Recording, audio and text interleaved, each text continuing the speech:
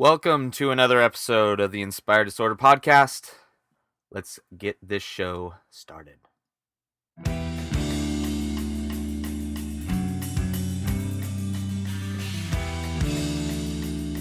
Welcome to the Inspired Disorder podcast.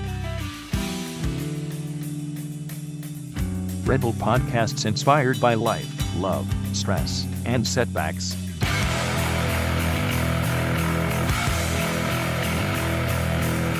With your hosts Ray Taylor and Justin King. Disorder starts now.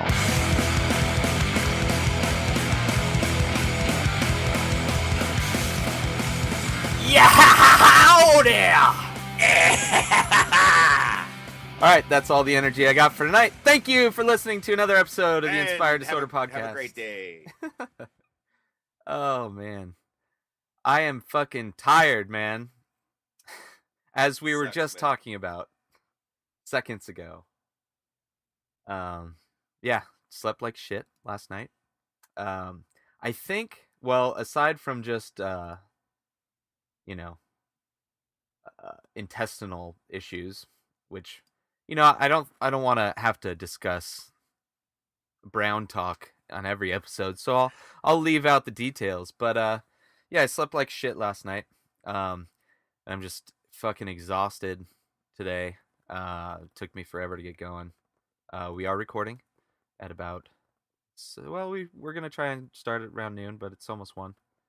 But it's a daytime podcast today as opposed to our nighttime ones, so probably not that many. Not gonna have that many people watching live, but you never know. Definitely not drinking this episode. How are you doing, Justin? Doing well. Okay. Just got done with fucking 3D class I was taking for about 6 weeks there. That was a total mind fuck. Yeah. So it feels good to kind of be over that little portion of my schooling. I mean, I learned what I wanted to learn, so that was cool too. I mean, it's not like I didn't enjoy the process. It's just damn, man. That Maya program was just like insane. Yeah. Like the how complex that program gets. I mean, it gives me much more respect for the guys who do that for a living and do it well. Like the guys at Pixar and ILM and, the Lord of the Rings guys, all those guys, like, just because, the level of, I don't know, detail, skill, and like dedication to get that shit right is fucking crazy. So, yeah, I saw your, I'm glad you posted that up too. Was that your final project? You, just so I don't glaze over it, you posted up a 3D rendering kind of video clip of your logo for a project for class. Was that like a final project or? It was a final project. Okay. Yeah. I mean, up until that point, I was working on something different, like basically creating a 3D model and texturing it and all that. But for this project, we could just do whatever. And we were actually taught how to like bring in graphics from Illustrator, like AI files, just directly into Maya. Then that way you can kind of like, select the paths that comprise the art and then like just extrude that. Yeah. To where it's just a lot easier to make 3D objects, basically, based off of that. So we learned how to do that. So I did a logo, or he said to do a logo. So right away I thought of my my personal logo, So For sure. Just went from there. Awesome. Yeah, I've had a very. Where could they find that? What's your YouTube page? Or I guess, what's your YouTube page? Do you know it? YouTube page. Off the top of my head, I don't know the exact address. That's Let's right. see. I'll bring it up here. That's okay. People just go into, Justin posted on his timeline, his Twitter timeline last night. Probably like midnight, 1 a.m., something like that. Yeah, it's pretty late. well, 1 a.m. So check it out. Yeah, and just tweet it out later today. So For sure. I put out a couple tweets last night with the link. So if you want to just go through my tweets, but I'll put out a new one here. So all you lazy fucks can just fucking click on that shit right away. And Justin King won. Are you gonna beef it up, like put music on it and stuff like that? Oh yeah, man. I mean, you should have seen the level of like, some of the kids in my class, man, what they had done already. I mean, like going into After Effects is what you do after that, which makes sense, I guess. It was like video editing. But After Effects is a program. It's an Adobe program. Yeah, I'm sure you've heard it before. You probably used it before. No. You can add like, you haven't used it? No.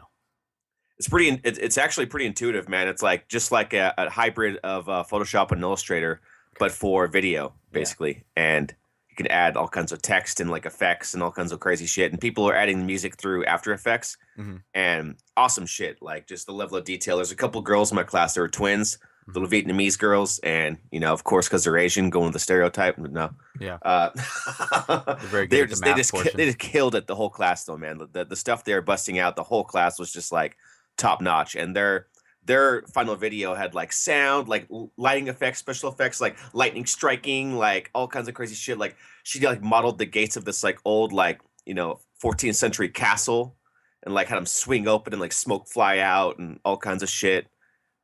So basically, yeah, Fucking mine show compared offs. to a lot of people in the class wasn't shit. But Yeah, I'm just glad that I was able to get the program done enough to where I could actually do that shit and make an animation in the first place, and get through the class. for sure. That was my main goal. So Awesome, man. Yeah, it's I usually use for video editing. I've I don't even think I've tried to play around with that stuff, but I usually just use fucking iMovie. Simple enough. I mean, I don't. It's so much into just video editing, like especially what you're doing. Like you're doing every step of the puzzle, which takes like it's so much work.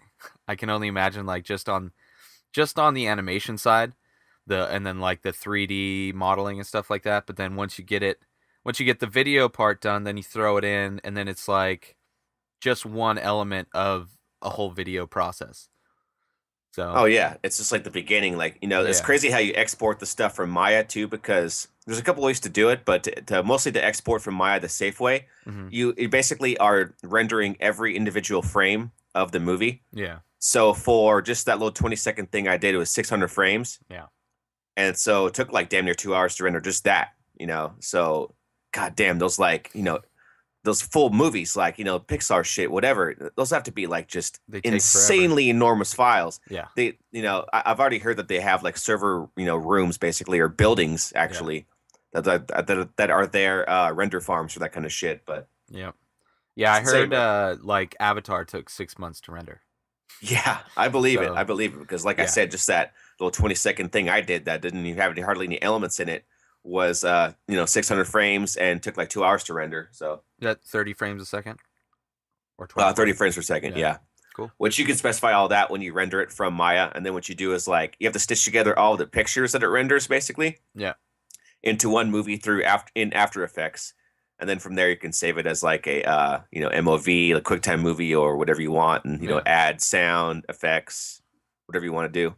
Sweet, man. But it was crazy because After Effects was like brand new to me also. So it was like in one project we had to like learn a whole new thing in Maya and then also learn a whole new program to get that to like work right. Yeah. All in the span of like 4 days. I mean, the way my teacher broke down that class was kind of ridiculous too. Yeah. It's like this brand new teacher in the subject, but different story. But I Mhm. was happy to kind of like experience learning that shit and kind of getting into it because I went into it like very skeptical and thinking I wasn't gonna be able to handle any of that shit. So Well, I got through it, man. cool, man. And you learn something new, and that's the best thing is like experiencing. That's what I tell a lot of people. I try to get my hands in all kinds of different forms of art, like not just painting and drawing, but, graphic design, photography, web design. And I play around with like, audio editing and video editing and stuff like that. It's like because every different like art form or discipline like requires your brain to think differently. So it's almost like cross training, like how athletes cross train and they don't just like lift weights like they do, strength and conditioning. They do like for MMA, they do strength and conditioning. They do grappling. They do striking. They do like all these different aspects that combine, and each aspect kind of improves them as a whole. So that's kind of how I approach art. Like the more like doing a tattoo design is different from doing a painting, is different from doing a t-shirt design, is completely different from like editing audio. So it forces your brain, the creative part of your brain, to think differently. So it's like one, it opens you up to be more creative in different things, like especially if you're doing like websites or just any kind of like multimedia project or a mixed media project. It's like it opens it up to like all kinds of different things that you can add and combine to create something new or whatever. So even if it's like something that like even if you never use the 3D modeling again or whatever, what there's like maybe aspects of that that you'll never use again. At least you know, like it's in there and it's kind of worked out that part of your brain. Oh, definitely, yeah. I mean, the best part about it is what I just learned, which is how to take vector files from Illustrator and just put them right into Maya and make them like 3D like in 2 seconds. That's awesome. Because the 3D, I'm sure you've tried to use the 3D like extrude or bevel option in Illustrator. It's a piece of shit and never Yeah. tends to work right. And the files that generates are like really weird, like they get clipping issues and all kinds of weird shit. So there's actually a way you can export from Maya into vector also. So you can like make some 3D real quick in Maya, make it angled, shaded, beveled exactly how you want, real fast, and then Yeah. take that right back into Illustrator. So that right there is fucking badass to me. Yeah, for sure. Cool, man. Well, speaking of tech stuff, I did get my iPad.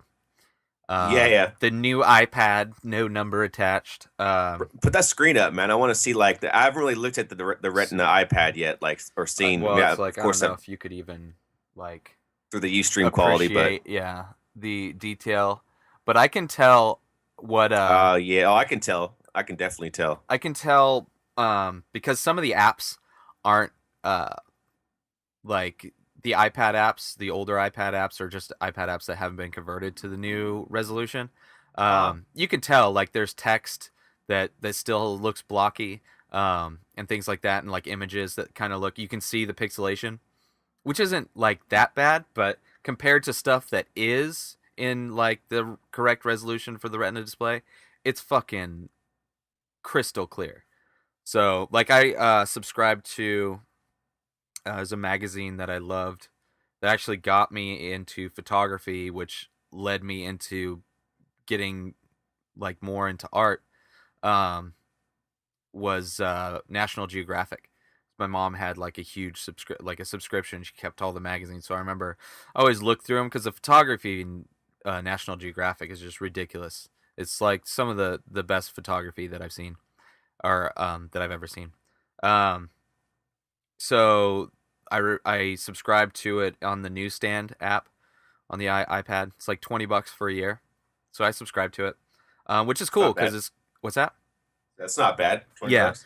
um, and it's like it's pretty much like the magazine, and but there's interactive stuff like 3D models that you can spin around. Like the first issue that I got was on the Titanic, or one of the articles in that was about the Titanic, and they had like a 3D rendering of the one of the pieces of the Titanic under the water. It's also got like video clips with like James Cameron, um, and like a bunch of different. It's like very interactive, like very iPad, you know, like takes advantage of a lot of the things for the iPad. And then the pictures are awesome, but for whatever reason, I think it's just because they haven't converted yet. The text still has that rough edges around it. But Yeah, I'm used to it, man. yeah, I got the old shit. yeah. But the as far as the speed and all that, I have nothing to compare it to. But it's snappy as hell. I haven't had any problems, and I've heard that there was like people were complaining about overheating issues, and I've been playing around with this thing a lot. I don't know if it's maybe just because I'm not doing a lot of intense stuff, like not doing a whole lot of gaming on it yet, and haven't like tried to edit video or anything. But it hasn't heated up at all, not even close compared to my iPhone. My iPhone certain times will heat up like a motherfucker, like especially if I'm I've using like experienced that too. If you're GPS. like streaming, like Yeah, streaming that too. off the net on the iPhone, Yeah. shit gets hot as fuck real fast. Or playing like a graphic intensive game Mm-hmm. too. Yeah. Did the same thing after like maybe noticed it after like maybe 10 minutes. It's pretty fast. Yeah, I notice it a lot on my iPhone when I'm doing stuff that requires GPS. Like especially when I use the GPS app. Like the best one, it's free, which I would totally recommend for a navigation app. If you have an iPhone and want a free GPS app, you have to make sure your phone's plugged in. Pretty much any GPS app you'd want plugged in. While you're using it because that just drains the battery.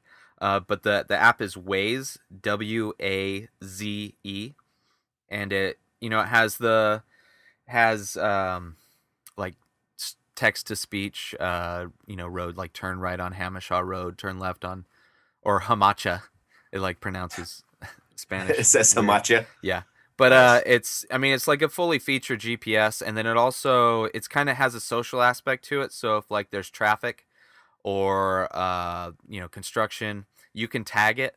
Like there's hand gestures that you just like wave in front of the phone or something like that, and so you don't actually have to be looking at it. But you can tag. I haven't used that feature yet, but it's supposed to be able to help you avoid traffic, avoid accidents, avoid like if there's a cop, like there's a speed trap, and there's a cop posted up somewhere, people could post that, or if it's like I believe like DUI checkpoints, you can post that. But it's got a social aspect to it, so it's pretty cool. But just as a basic GPS, I've used it a couple times, and it's like awesome. I haven't had any issues with it, but the phone fucking heats up like crazy when you use that, and I think it's mostly just because the GPS, and it's Constantly running. It's eating yeah, up the memory. Yeah. yeah. What was the So app called again? Waze, Waze, WAZE. and I Got believe it. it's free in the App Store. But I'd also used MapQuest had a free GPS app, and I'd use that. But Waze, I like it. I don't know. I haven't played around with it a whole lot, but the times I've used it worked just fine. Um, and there's a lot of other stuff I never really got into. But Cool, cool. yeah, Yeah, I'm definitely jealous of your iPad, man. I mean, I've mentioned this in the show like 8 different times. People know that I'm fucking pissed at my iPad screen because the 4S ruined that shit. So, the Retina situation in general is like almost enough for me to take the loss and sell my iPad 2 and get that new one. But I hmm think I'm gonna wait it out, give it yeah, another man, year, and see if they do it the next one because my iPad 2 still is almost brand new. yeah, I've barely used it over the past year. I mean, I've used it a little bit, but just not as much as I thought I would be, to be honest. yeah. So still in really good condition. If you're looking for an awesome case too, this case I got from my iPad 2 is awesome. It's Marware, Marware. Uh huh.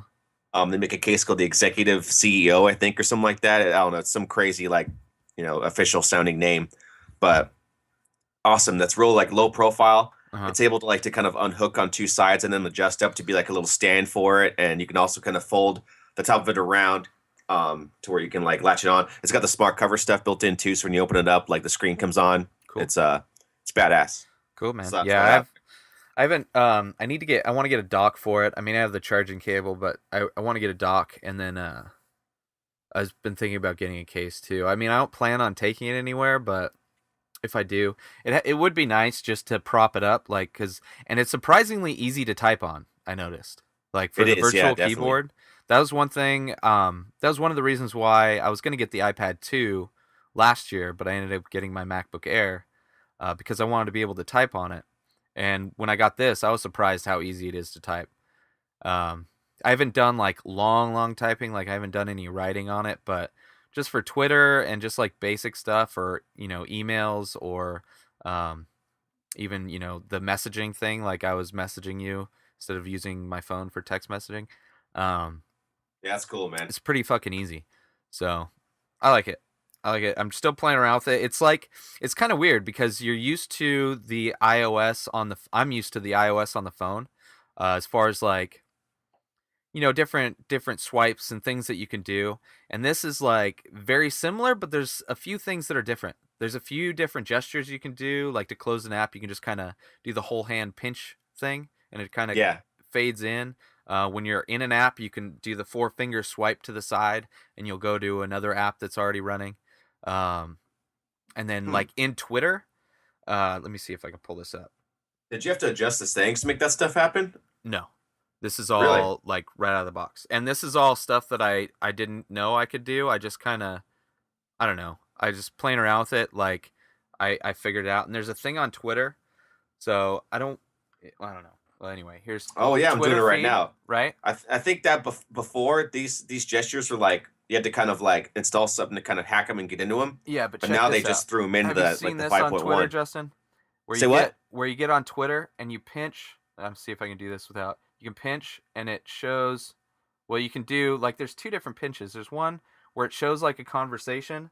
There's another Yeah. one where you pinch on it. You pinch on somebody's thing and it opens up like their contact info.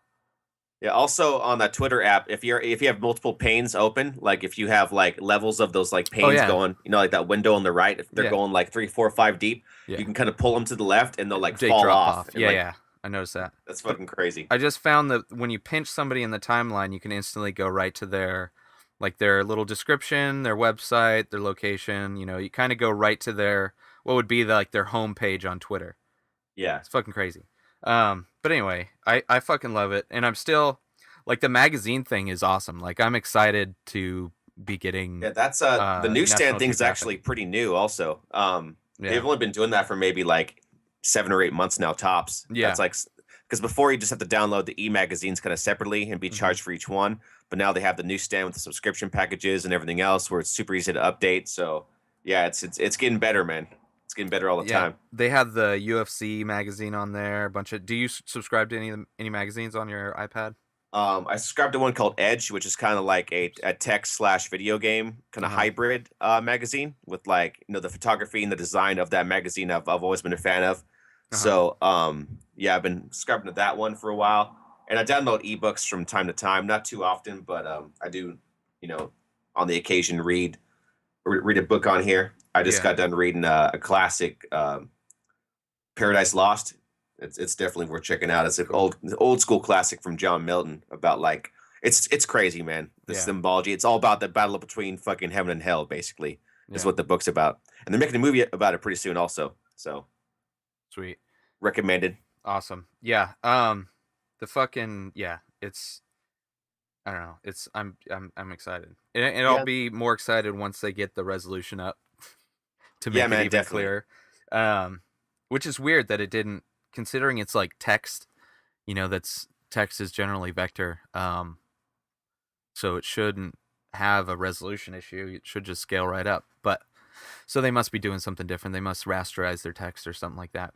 But anyway, enough about that. I don't want it to be all. I don't want to just Getting talk about. geeky as shit today.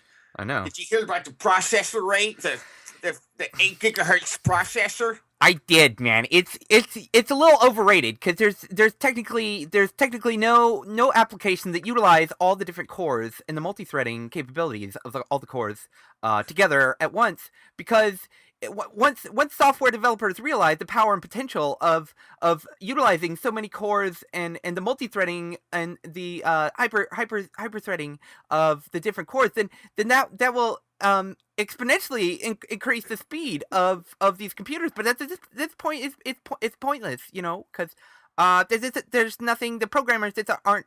It's a barren wasteland, if you know what I It's mean. too advanced. It's too advanced. It's a barren wasteland. Yeah, but yeah. That Yeah. was crazy. Yeah. Um, so I rented a bunch of movies the other day. I went to. Have you done the Redbox thing yet? Redbox. I've seen Redbox Yeah, devices they're everywhere. everywhere around here. There's Yeah. actually one at the 7-Eleven like right down my street, but I haven't done that yet. No, I mean I've been satisfied with Netflix Do you so still far, get the anyways. movies in the mail for Netflix? Netflix actually, I don't think they do that at all anymore. Yeah, they do. Netflix stopped the They whole do. They like just split it. yeah, they split it up. Yeah, so it's like DVDs are a separate deal. I haven't done that since Okay. Netflix dumbly decided to do that to their service. Yeah, it's fine.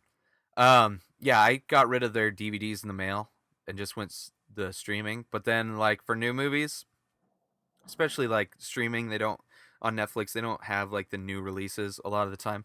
It's true. So I'll go to Redbox. There's a little Redbox app you can get on the phone, and you can like search for movies, and then it'll find all the locations like near you that have like all the red boxes that have that movie, and they have video games too. And then Nice. you can reserve it. So all you have to do is just drive down there, swipe your credit card, and you get it. So it's like you don't have to go searching for where you're like the movie you want to see. So I rented a bunch of movies the other day. That's pretty cool. I know they had that kind of integration into in Yeah, their service. I didn't either. I just happened to. I think I was just bored and looking on my phone and found it. But it's cool. I've used it a few times. But I rented few movies. Melancholia, The Adventures of Tintin, and Contagion. All good movies. Very different movies. Have you seen any of those?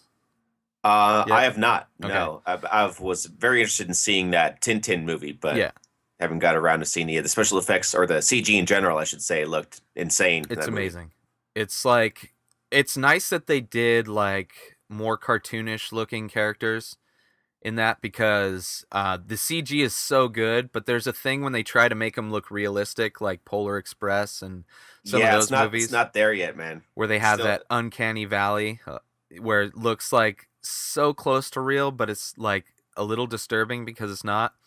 So having the cartoonish look is awesome, but then like this, it's just like the environment is amazing. And Doug Benson has a podcast, Doug Loves Movies, and he mentioned once that the creators of Tintin, which is what's that studio called?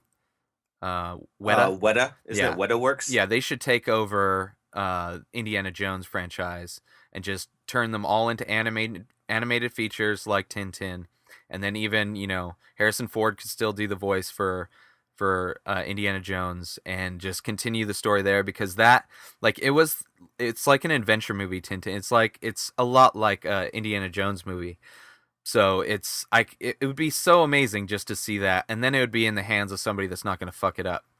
Hopefully, you know. As But long as they get George Lucas's fucking ass as yeah, far away from that project as possible. yeah, And yeah, being in a CG realm, he can't really mess it up too much. It's like, he's not shooting the shots. He still has to he can have his influence, but I yeah, think it'd be better overall because like I said, it would eliminate George from that process a little bit more. yeah. He needs to stay away from movies. Period. Stay Because, away from it all the technically movies he's created. Stay away from making new movies. Just stay away. Leave it alone. Like go yeah, hide in your mansion and just fund uh LucasArts, and then that's it. Don't. Skywalker sound, Yeah, yeah, yeah, keep those things alive and shut up. yeah. Exactly. So Tintin was awesome. And then Contagion was good as well. It's like really it makes you paranoid because it's like a thriller of a disease that spreads over the world type of thing. Really well made. Good movie. But Melancholia, it's really slow, but artistically, like the very beginning of the movie, it's like these cuts of extremely slow motion shots, and each shot is like almost like a 3D like fine art painting. Like if you took a fine art painting and then was able to make it like one of those 3D things where you look at it from a few angles and you kind of see the depth or you Yeah. kind of see movement in it. It's like that. It gives you like but in a really high quality thing. So it's almost like living paintings. The first opening scenes and there's like maybe 10 different scenes or something like that, but it takes like 8 minutes to get through. Okay. But there's actually a YouTube clip, and I had it up. Let me see if I can find that real quick. But there was a YouTube clip of just the intro, and I think if you just search on YouTube Melancholia, you'll find it. But It's part of the intro, you said? yeah, it's like the intro for the movie. Let's Okay. see. Yeah, Lars von Trier, Melancholia. It should not the trailer though. Um, I think I have a YouTube link right here for it. Let me see. but it's about 7 minutes. Oops, and I accidentally just played it. It's about 7.5 minutes long. Uh, but it's awesome. If you don't want to see the movie, at least see that YouTube clip. I'll actually think I did link it up. Maybe not. Maybe I was waiting. I'll put it up on Twitter though, so people can check it out. But the movie, if you're not familiar with Lars von Trier, he's kind of crazy. I think he's like from Belgium or let me look it up real quick here. But he's done or he's Danish or something like that. But he's done a lot of I think he did like Dancer in the Dark. Let's see here. Von Trier. I'm trying to use my iPad instead of my computer. So I have everything running on the computer, but then I'm doing everything with my notes and everything on my iPad. Oh, starting to augment your I'm trying life. to, man. I like it. I like it a lot. Let's see here. Yeah, he did Dancer in the Dark, Dogville, Antichrist, Mandalay, like a bunch of. He was also involved in the whole Dogma 95 movement in film, which is similar to like Dadaism, but for film. It was basically him and some other directors got together and were just pissed off at like the Michael Bay quote unquote style of directing with special effects and all kinds of shit. So they came together and put these like rules down. Um, of like things they couldn't do or couldn't use or ways they had to film. Um, so like one of them is you can't use any special lighting. So it has to be whatever's natural lighting in the location. You have to use locations. You can't use a studio. No special effects. All the title sequences have to be physically in the environment, so you can't use like scrolling text. Um, you have to use like high 8. You have to use some kind of video. You can't use like digital video. Although there's been times and basically directors could submit their video to be like authorized as a Dogma 95 movie. And there's been a few that like have broken a rule here or there, but for the most part keep track um, or follow the guidelines. Um, but so he's done a lot of those, which are really interesting to see.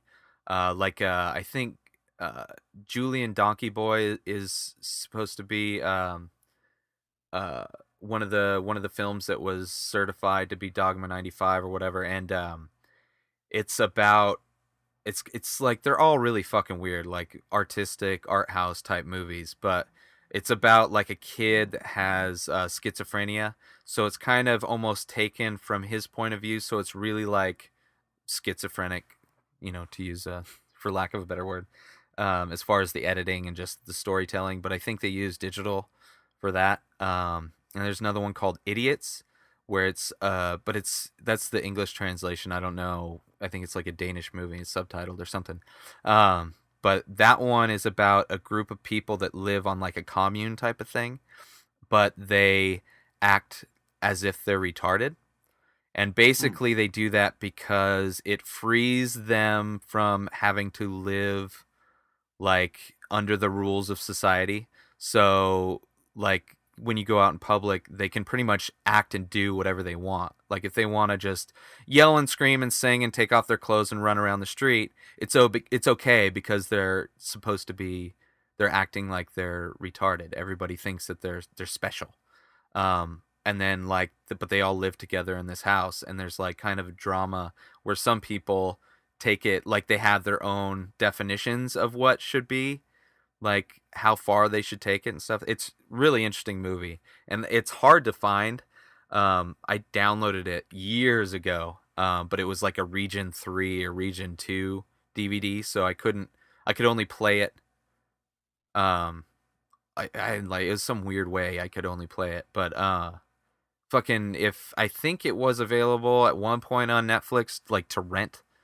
Um, but it's a hard one to find, but it's definitely cool, and it's one of those Dogma 95, and I think it may have been done by uh, Lars von Trier. If not, it was definitely done by one of the other guys that's like a part of that whole movement.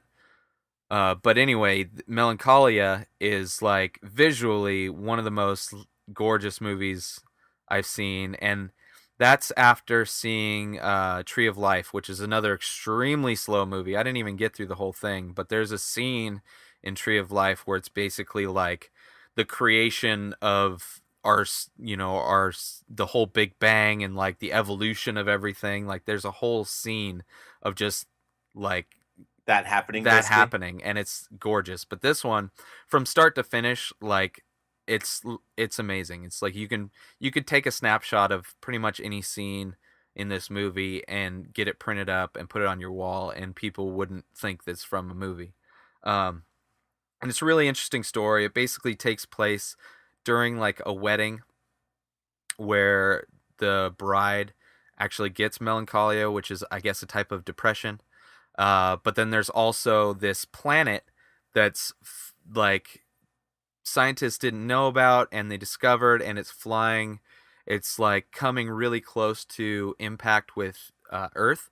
So Dude, there's a Sorry to interrupt, man, but That's okay. as you're saying that, I just watched the intro. I was watching the intro as you were talking about that, and you literally brought that up as soon as that moment happened in the intro, because it shows that happened in the intro. The planet coming Yeah, close the to planet colliding with the fucking Earth. Yeah. yeah. Well, it's actually going around it, but Uh oh. yeah, and yeah. Okay. So, but because the story, it's like the planet, it's like coming close to Earth, but what it's supposed to do is whip around Earth and then fly off, and just fly off, and but crazy shit's happening.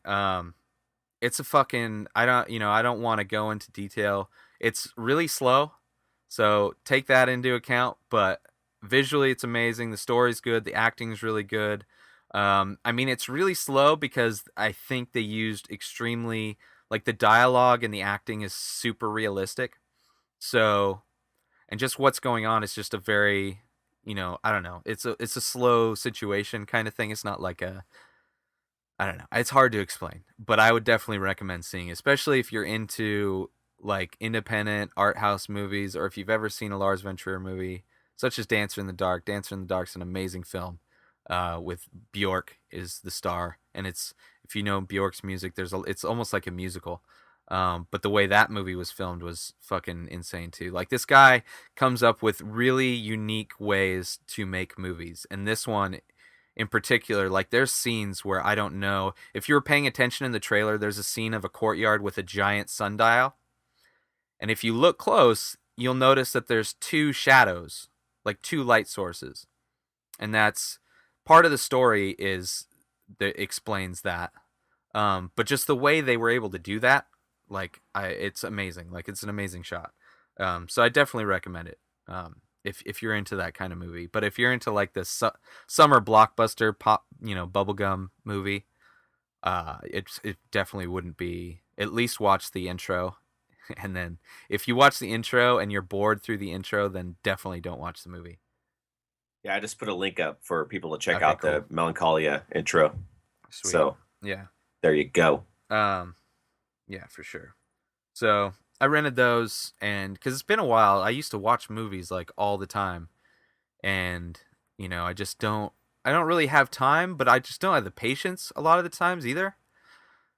Where I'm like, I'll put a movie on, and then I'll just start working on something else, or I'll get my laptop or now my iPad, and I'll just kind of get distracted and not really pay attention to it. Um, so I'm kind of trying to get back into, or at least keep up with movies that uh, that I know that I would like this, and then like The Artist is supposed to be.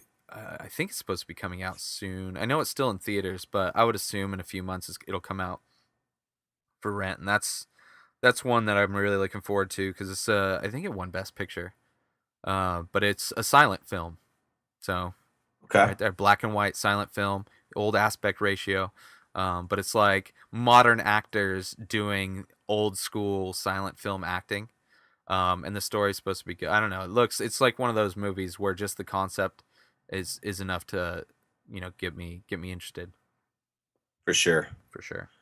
For sure. Yeah, there's a lot of movies coming out this year, actually. I was just Mhm. thinking about that the other day. It's like this year for movies is going to be fucking awesome for a lot of reasons. It's Mhm. refreshing to see like a good amount of movies that I want to see actually coming out, like this summer, for example. So Yeah, for sure. Yeah, it's I don't know. It's there's a lot of good movies, but at the same time, there's still a lot of shit that comes out. So it's kind of true. having to weed through all the crap to get to the good one.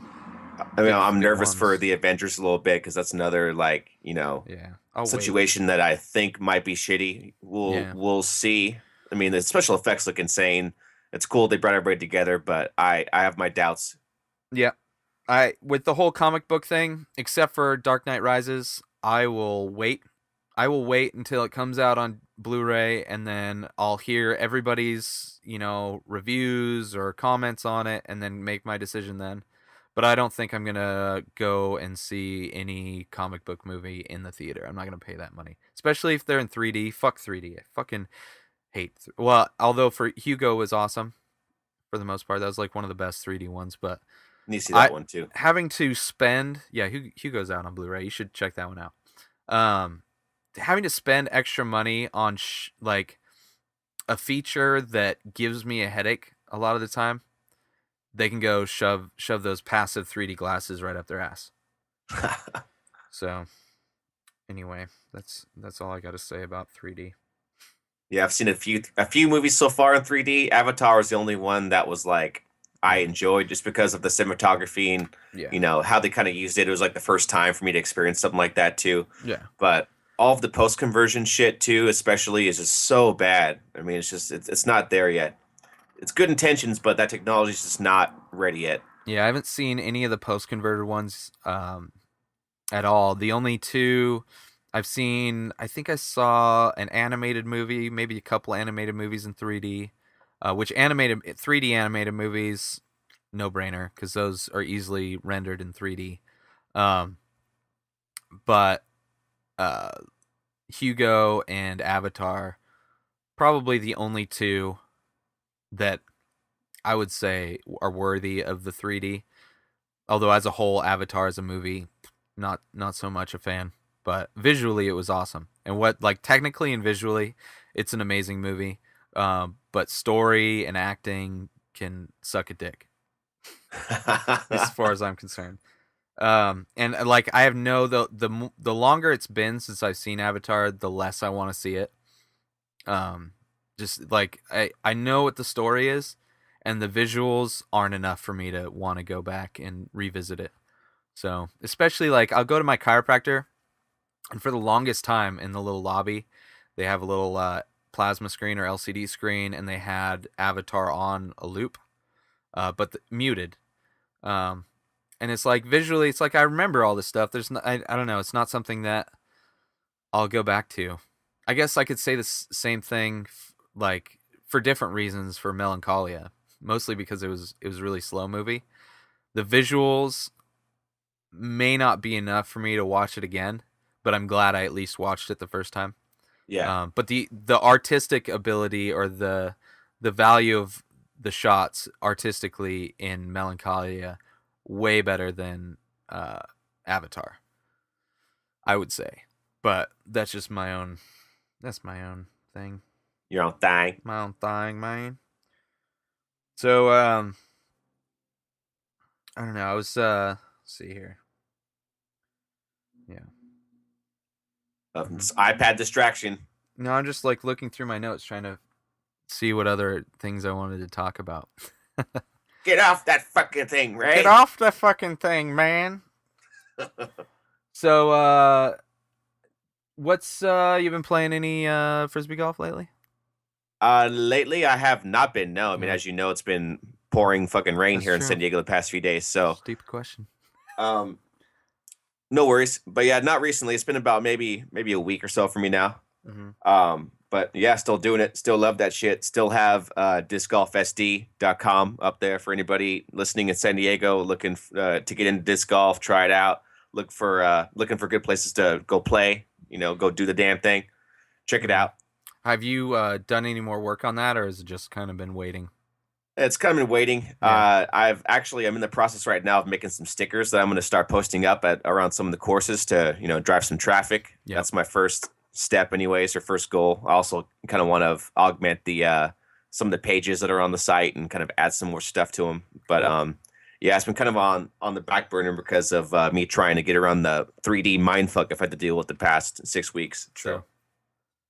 Yeah, I've been fucking working what I did yesterday, which took me all day. I'm trying to rescan some of the larger paintings that I've done, so I can sell prints of them. And what I did was basically cut the lid off of my flatbed scanner, and then I just lay my painting down, and then I just kind of scan each section of it. Just move the scanner a little bit, scan it, move it a little bit, scan it. And then I load all the images into Photoshop and stitch them all together. So, and I'm scanning it at 600 DPI, so it's double the resolution that they'd be printed. Just so I can get a high quality scan, and if people wanted to do larger versions of it, they could. Fucking takes forever. I only did one painting. It was a bigger one. It was 3 feet by 4 feet. and I like a total of 12 images, maybe more. I don't even know how many images it was, but it was like it took just scanning it. It took probably a couple hours, and then loading it all into Photoshop, and then Photoshop was like on the verge of like having a breakdown, just like a mental breakdown because of all the fucking images. Like when I loaded everything up, it was like an 8 GB file of like each layer being a scan. That's crazy. It was insane. The next one I'm gonna do is my biggest painting, and it's like 4 feet by 5 feet. So that one, it's gonna take me all day. But I think I know of a different way I'm gonna do it to make it one so Photoshop doesn't freak out too much. I'm gonna kind of do it one piece at a time because before I loaded all the images into Photoshop and then kind of placed them. I'm just gonna do one image, place it, and then load in another image, place it, so that way it doesn't freak out as much. But even Yeah, like man. trying to save it after I did everything, after I flattened it, um, like it was huge, and just trying to upload it to um, a few sites to try because I was checking out different sites where I was going to sell or just sell my prints through. I ended up going through Zazzle, which I do pretty much all my other stuff through. I do my shirts and stickers, like most of my merch, everything except for my fine art, is through Zazzle. And they have a cool thing where you can choose the quality of the paper, up to like canvas. You can order it with a frame. They have all kinds of different frames and matting, and well, you can totally customize the hell out of it. So that feature I wanted, which there was another website that I'd heard about that I was going to try out, but I wanted to try and stay with Zazzle if possible, just because all my other merch is there. So if somebody links in through my website, they can kind of just stay on the Zazzle website and just kind of see what other stuff I have, as opposed to going back to mine. Uh, What's up? I said, yeah, good usability. Yeah. I agree. So, but it took me fucking all day. Like I had a really late start. I didn't get started till like 2 in the afternoon, and then I was up till probably like midnight, 1 o'clock, working on it, just getting everything set up, uploading it, getting it posted on my website and everything. And I need to go over and redo that part of my website because it doesn't really have. I just need to, like, I'm using screenshots for like from the Zazzle page for kind of just to give people an idea that, like, especially with like any of the merch, you can pretty much customize it. Like t-shirts, you can get it from men's, women's, children's, babies, all kinds of different t-shirt designs, different like types of clothing, different t-shirt colors. Like it's totally customizable, and that's really difficult to portray on my website, to let people know that it's customizable as far as all that, instead of just like usually like people that sell t-shirts, it'll be like maybe 3 different colors and then like small, medium, large, extra large, and then that's pretty basic. But this, like, through Zazzle, you can kind of customize the hell out of it. So it's really hard to portray that, and I don't want to have to post up each different variation because that would just be stupid and like take forever. So I got to figure out a better way to display it on my website. But spent fucking all day, and I just like nonstop too. So it was like almost 10, 11, 12 hours of just nonstop working on it. And I think Damn. that's why I'm like mostly tired today. I mean, I slept like shit too, just because my mind was like so on all the different things I want to do, and like all the different ways I can improve it. I just couldn't sleep. So yeah, so I don't know. I need to find a better way. I need to find a way so I take breaks and just don't burn myself out in a day so I'm exhausted the next day. It So, sounds like all your ideas kind of come in a huge flood, So maybe yeah. it's just like maybe trying to kind of filter those into a sequential pattern more. Maybe that Yeah. might help. I think just taking a break will help, just constantly working on anything straight for that long is exhausting. Um, but yeah, it's just there's so many things that I want to just because I'm getting back in the rhythm of just getting shit done and working on my site, and just like the pieces are starting to kind of fit together the way I've been kind of working on here and there for, the past decade. So I'm like excited about that, and that kind of gets me to where I don't take a break all day and then I'm fucking exhausted the next day. But I don't know, it's good times because I'm actually getting a lot of the stuff done. I'm putting a lot more stuff on the site. So, and then once that's done and all that, I'm gonna start hitting the studio and start cranking out new work, which I'm really excited about because some of my stuff, I haven't done a painting. I haven't finished a painting since like for a few years now. So like I've started a bunch of projects and I've done a bunch of like video and audio projects since then, but I haven't like finished a paintings for a few years. So really need to start doing that more. So yeah. Anyway, that's what Sure. what's up? Yeah, I'm thinking as far as your painting situation, scanning them in, what might help too is maybe like go into InDesign and then construct like a document that kind of like has all of the pieces kind of aligned where they should be. So once you break it down mathematically in your painting, you can kind of align a grid and InDesign up in that same fashion with all the same dimensions. Mm-hmm. And then what you're doing is just importing JPEGs from Photoshop once you bring them into there, into InDesign as flattened images, Yeah. and then placing them, basically constructing the puzzle in InDesign to where they're just like basically JPEGs. I And would the do that sizes, if I could scan it perfectly to where they would fit together. But yeah, there's a lot of overlap, and I do that on purpose. That way I can blend the pieces together so there's no seams. So, I'm sure I could do that in InDesign, but I need, just a thought, anyways. yeah, no, I know. It would be easier, but and then I have to do color correction on it. It's like a lot of stuff that I don't know. I don't know InDesign enough to know if I could even do what I need to do in it. So I don't know. I hear I you. don't have that many. Like this next one, I have like two more paintings that are too big. Like the reason why I'm doing it this way is I generally will just use my digital SLR to take a picture of the stuff. I'll like light them really well or put them out in daylight, and then take a picture with my digital camera. But for whatever reason, these really big ones turn out blurry. Like the camera is just not able to focus, and I tried like manually focusing it just never turns out right.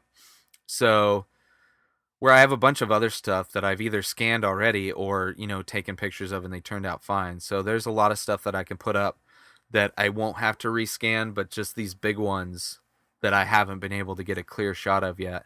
It's pretty much the only thing I could think of without having to go to a professional studio that does that sort of thing. Yeah. So I don't know. It's hopefully not today, but hopefully within the next couple days I'll get those done and I'll have more prints up. But for now I got stuff up, and then there's two, like the whole thing that got me going on this. I mean, it's something that I wanted to do, but the whole reason that kind of motivated me to get going on it now was one of our listeners that follows me on Twitter. I've been playing the game Draw Something, which you just started playing, which is like Yeah. it's like It's fun as Pictionary. fuck. Yeah, it's like Pictionary, but it's cell phone,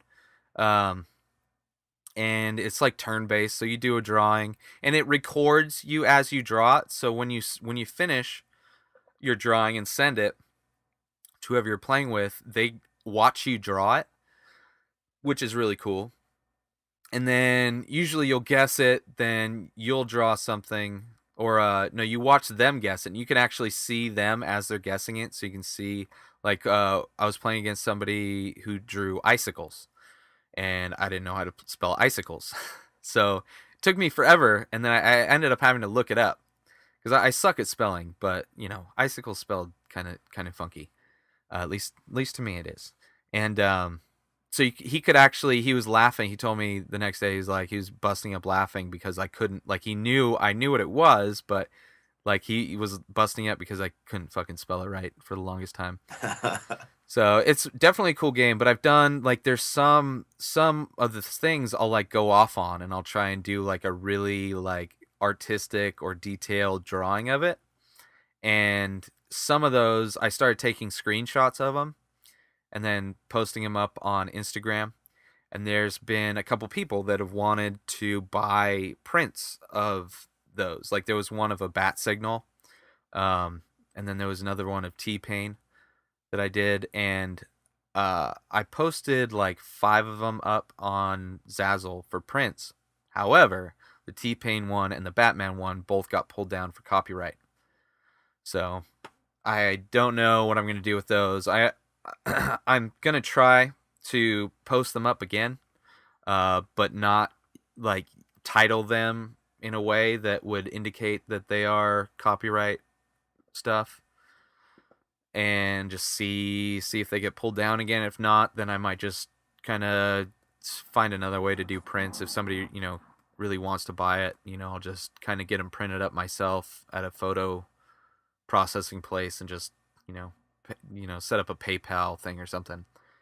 And I totally forgot that they've done that. They've done it before, Zazzle has, because there's I've done a lot of paintings of like Bob Marley and John Lennon and automobiles that drive by. Yeah, sorry about that. It's okay. And to sell as prints, but they get pulled down, and it's like, I mean, they're my original artwork, but I guess they're the image is copyrighted or the people are copyrighted. I don't know. Or they're just is more of a precautionary thing where they pull it down so they don't get sued or something. I don't know. But then I've seen like there are major like copyrighted imagery on Zazzle, so I don't know how that works. I don't know if it's like the company's doing it or what, or if you have to have a special account. I don't know. But it's kind of annoying, and I totally forgot that they had done that before. So for certain things, I'll have to find another way to sell them. But I'm working on it. There's another way. You'll find another way. No, I know of a way. It's just more work on my end.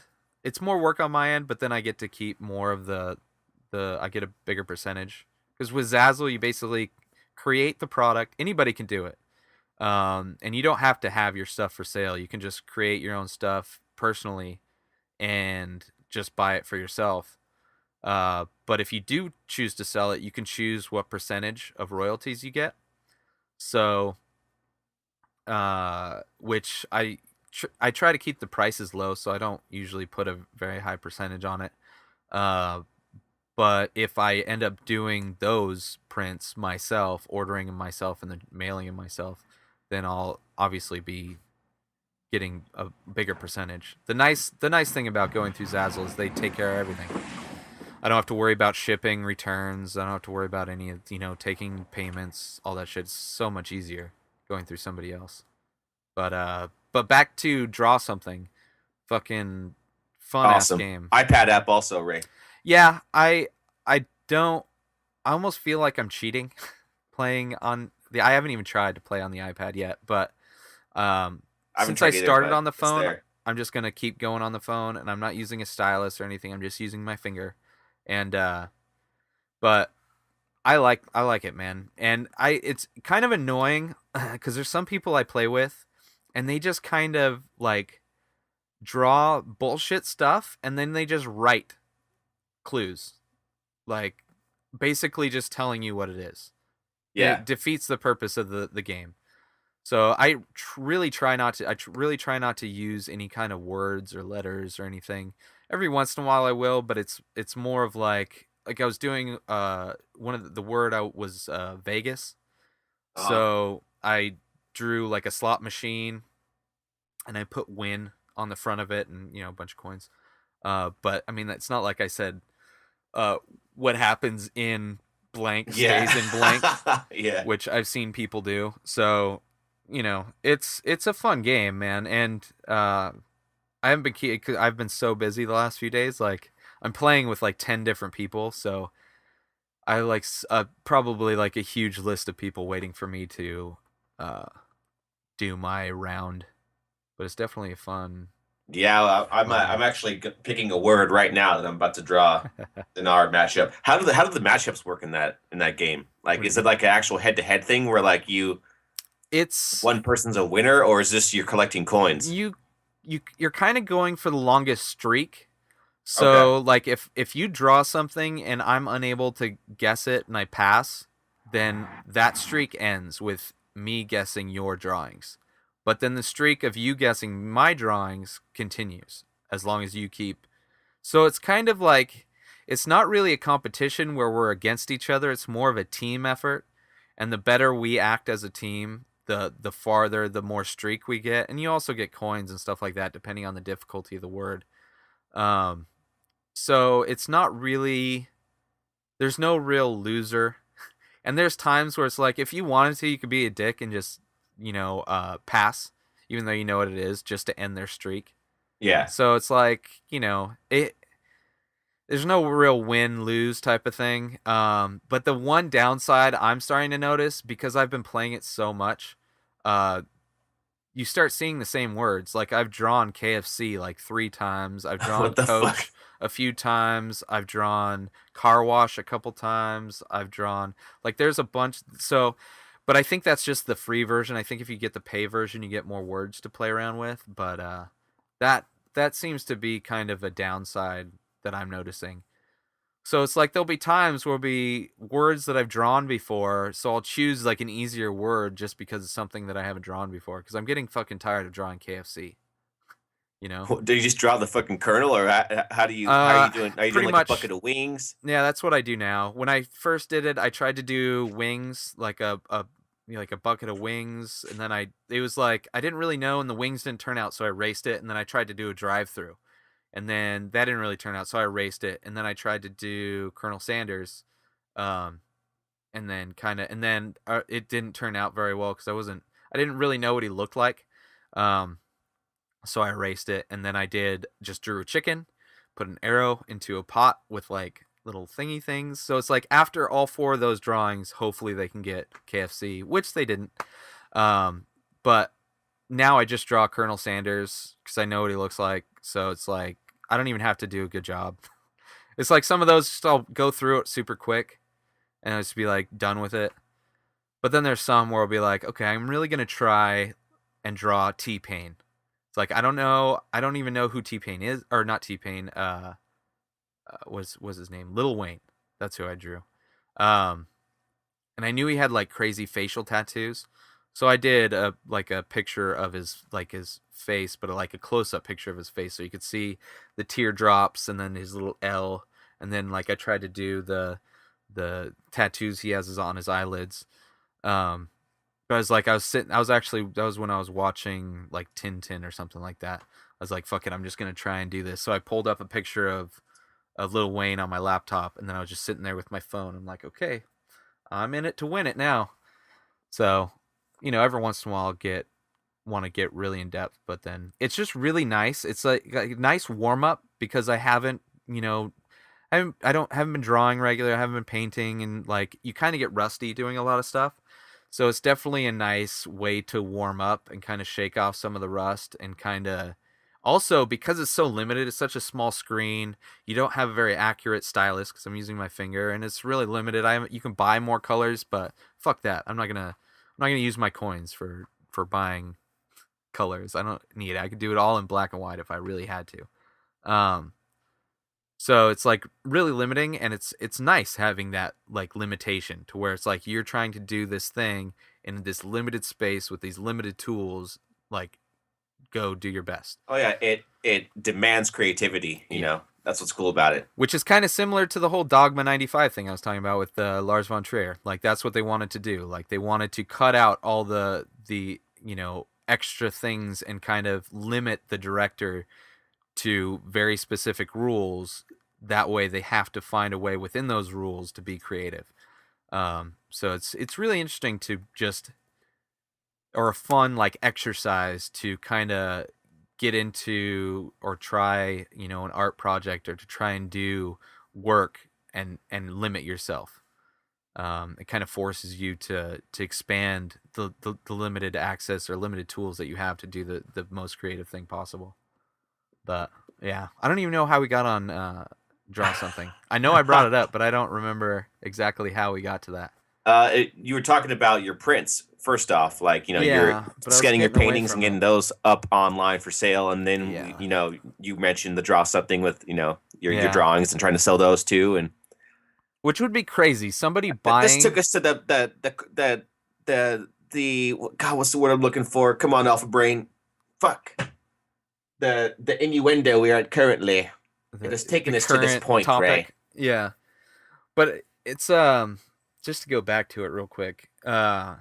It's fucking crazy that a screenshot from a game on my iPhone could possibly be something somebody would want to buy a print of. Like I'm playing this That's game awesome. just for fun, but like people, I really like Zazzle. I think I have them for, I think it's like a 12 by 12 print for the ones that are up there anyway, and they're like $10, so it's not that much. But I want to try and keep it really low because it's like they're not really. I don't know. It's kind of a weird situation. Like people want to buy them, but at the same time, it's like I can do other stuff too. Like I'm very limited on that. It's like some of that stuff I don't really. That I don't, and it's kind of weird how I don't know.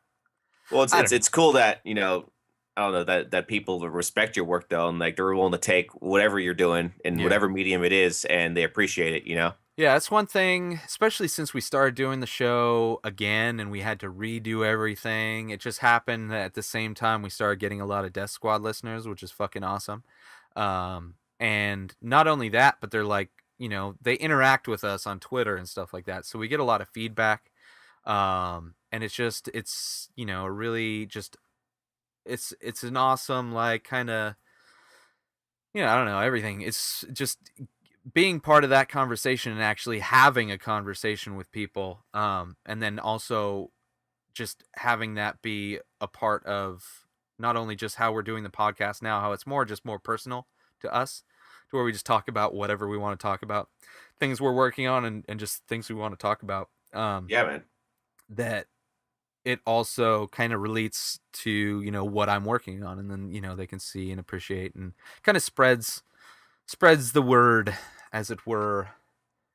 For But sure, man. For sure. It's for awesome to see that the Death Squad fans are rallying around us too, and like Yeah. helping us kind of spread our message out there. In return, we're helping them spread their message. It's like a Yeah. brig. It's there's a lot of camaraderie in this group, Exactly. basically, and it's fucking awesome to be a part of that now. So, And for cheers. example, like Postal Poet's doing his Ask My Boss thing, which he just Exactly. put on iTunes. So anybody listening, if you're going to subscribe to our podcast, go check out Ask My Boss on iTunes as well, and subscribe to that. And leave comments and rate both of them, ours and his. But they're pretty funny. They're like short, like 2-minute clips of him at work asking his boss, like recording himself ask his boss like kind of crazy, funny questions. And his boss doesn't even know. And it's like, I think it's 2 of his supervisors. We talked about it a little bit on the podcast that I recorded with him last Saturday after we recorded the podcast. So he talked a little bit about that and a bunch of other stuff. But yeah, there's like definitely it's nice. It's a nice community, and they're all nice guys and girls. Getting all kinds of different from all over the place, listening and enjoying the shit we're doing, which is always a good thing. But I recently, I'm not sure if you saw my tweets over the weekend, but I did some wedding stuff over the I weekend, did. and that was cool. Yeah, that was I cool. got to design the seating chart for their wedding, as well as like some table cards and their invitation as well to the wedding.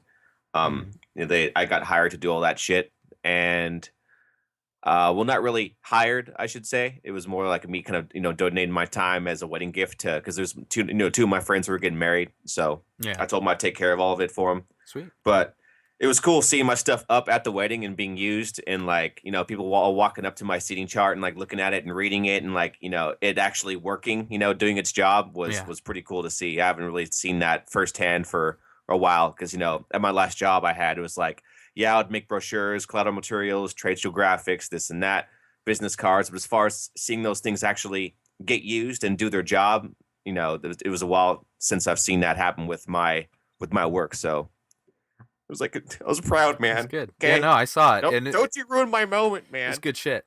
It was very, very professional looking, very good. It's like at first I didn't really know what I was looking at first. I was like, oh, that's Justin did that. That's cool. Um, but yeah, it's good shit, man. It's always nice when you're able to like use your like just use whatever you're used to doing, like graphic design, to help out a friend or just to do like a project for somebody. Um, especially if it's like it's actually extra nice if you're making money doing it, but you know, it's always Yeah, cool to, it's especially with graphic design. Graphic design is like a weird because you're trying to communicate things specifically with a lot of the times with graphic design. So seeing it actually do its job to where somebody's looking at it and they're not confused or like not going, "What the fuck am I looking yeah. at?" That's definitely a good boost. Yeah, it was a good feeling. As far as how he designed the Sting chart, there's a couple things I could have done a little bit better. It wasn't perfect. Like they put it in this massive frame that I didn't think they were gonna do. Mm-hmm. Like a real super thick wooden frame. So that frame kind of stuck into the design a little bit. So the borders around the edges were kind of weird. Yeah. But readable. I mean, the font size, I guess, was readable for most people. I saw people looking at it from pretty far back too to kind of see where they were at, which was cool. Yeah. Also the table cards. Initially, my friend, the wife of the in the wedding, actually, she wanted the table cards to be business card size, and I was like, well, that's going to be really small if we Yeah. do them that big. Because in my mind, I was imagining walking up to a table from a distance. You want to be able to see the number of that table from pretty far back. Yeah.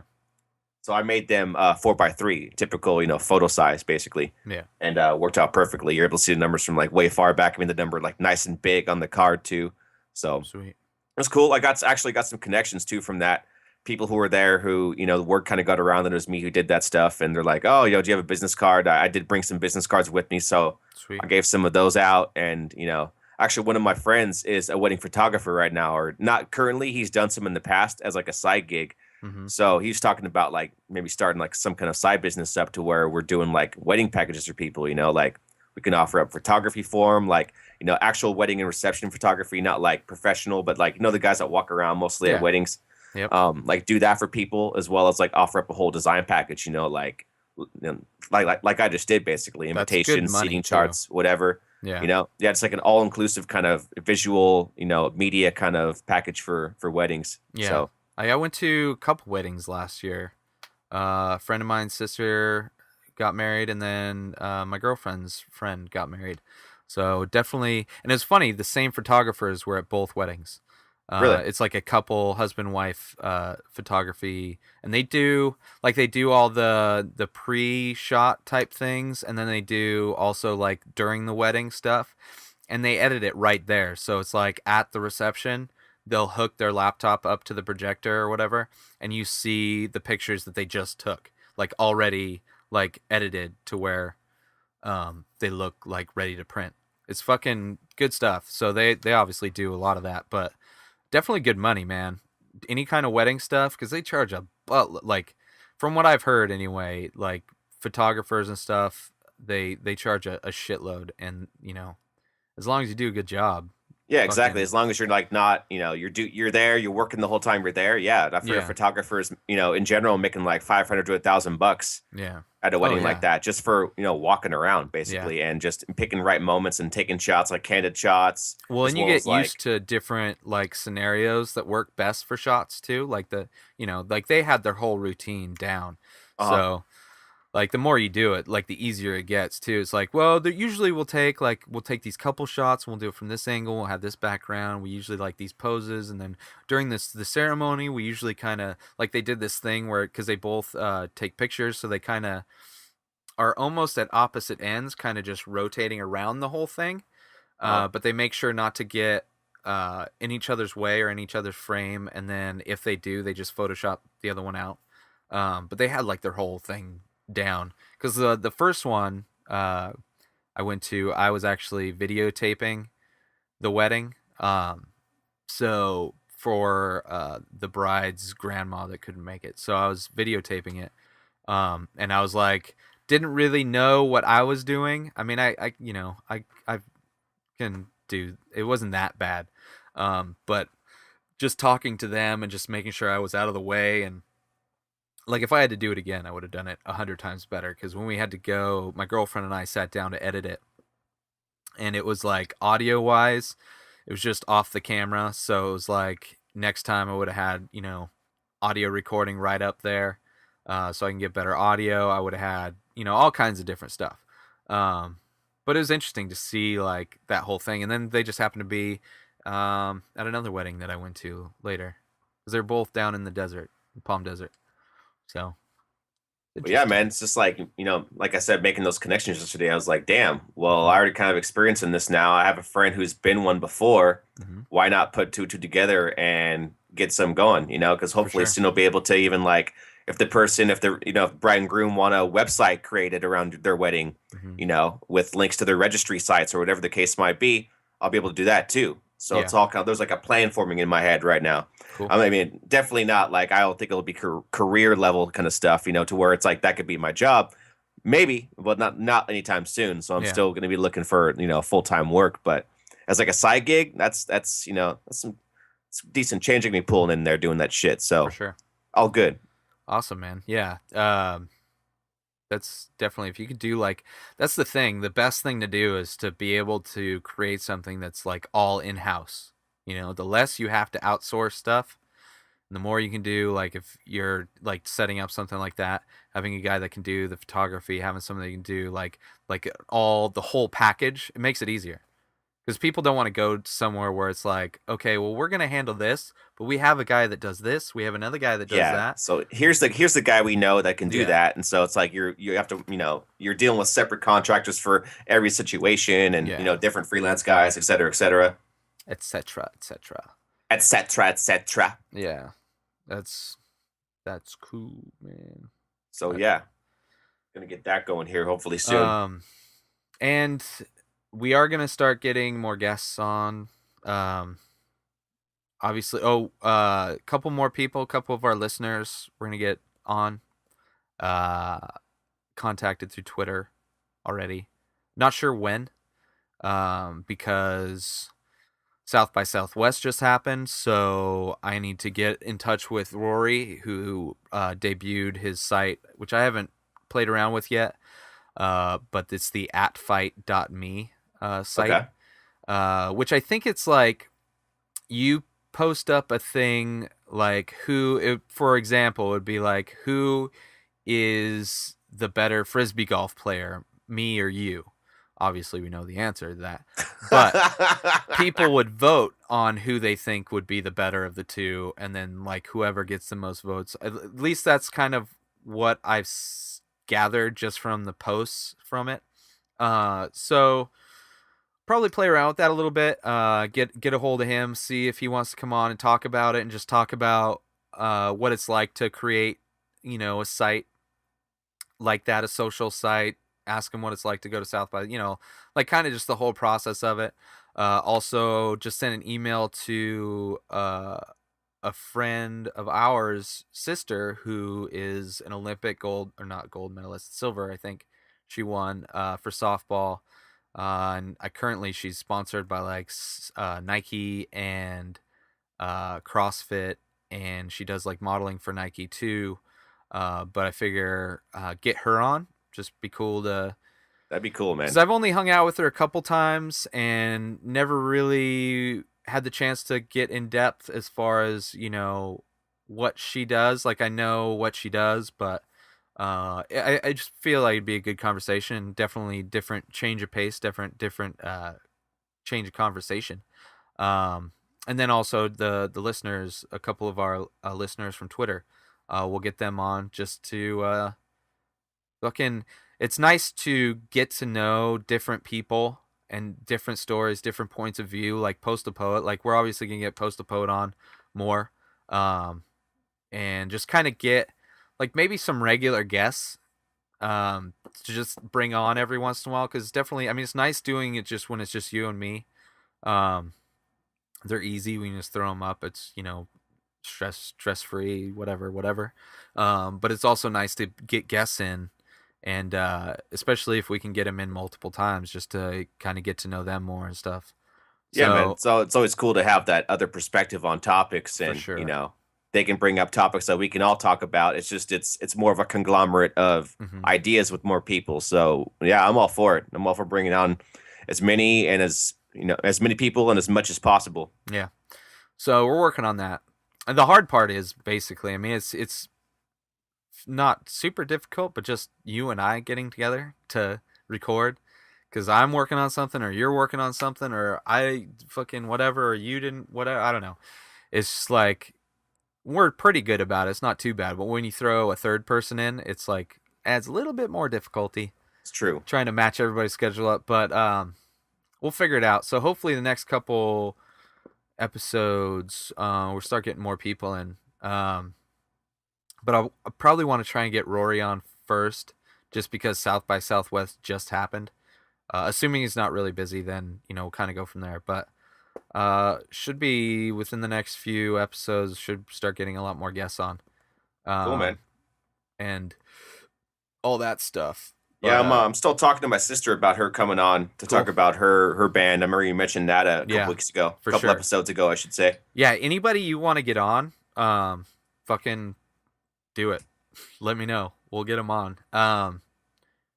Because yeah, it's just as postal poets say, it helps us keep making more noise, or keep making Exactly. noise.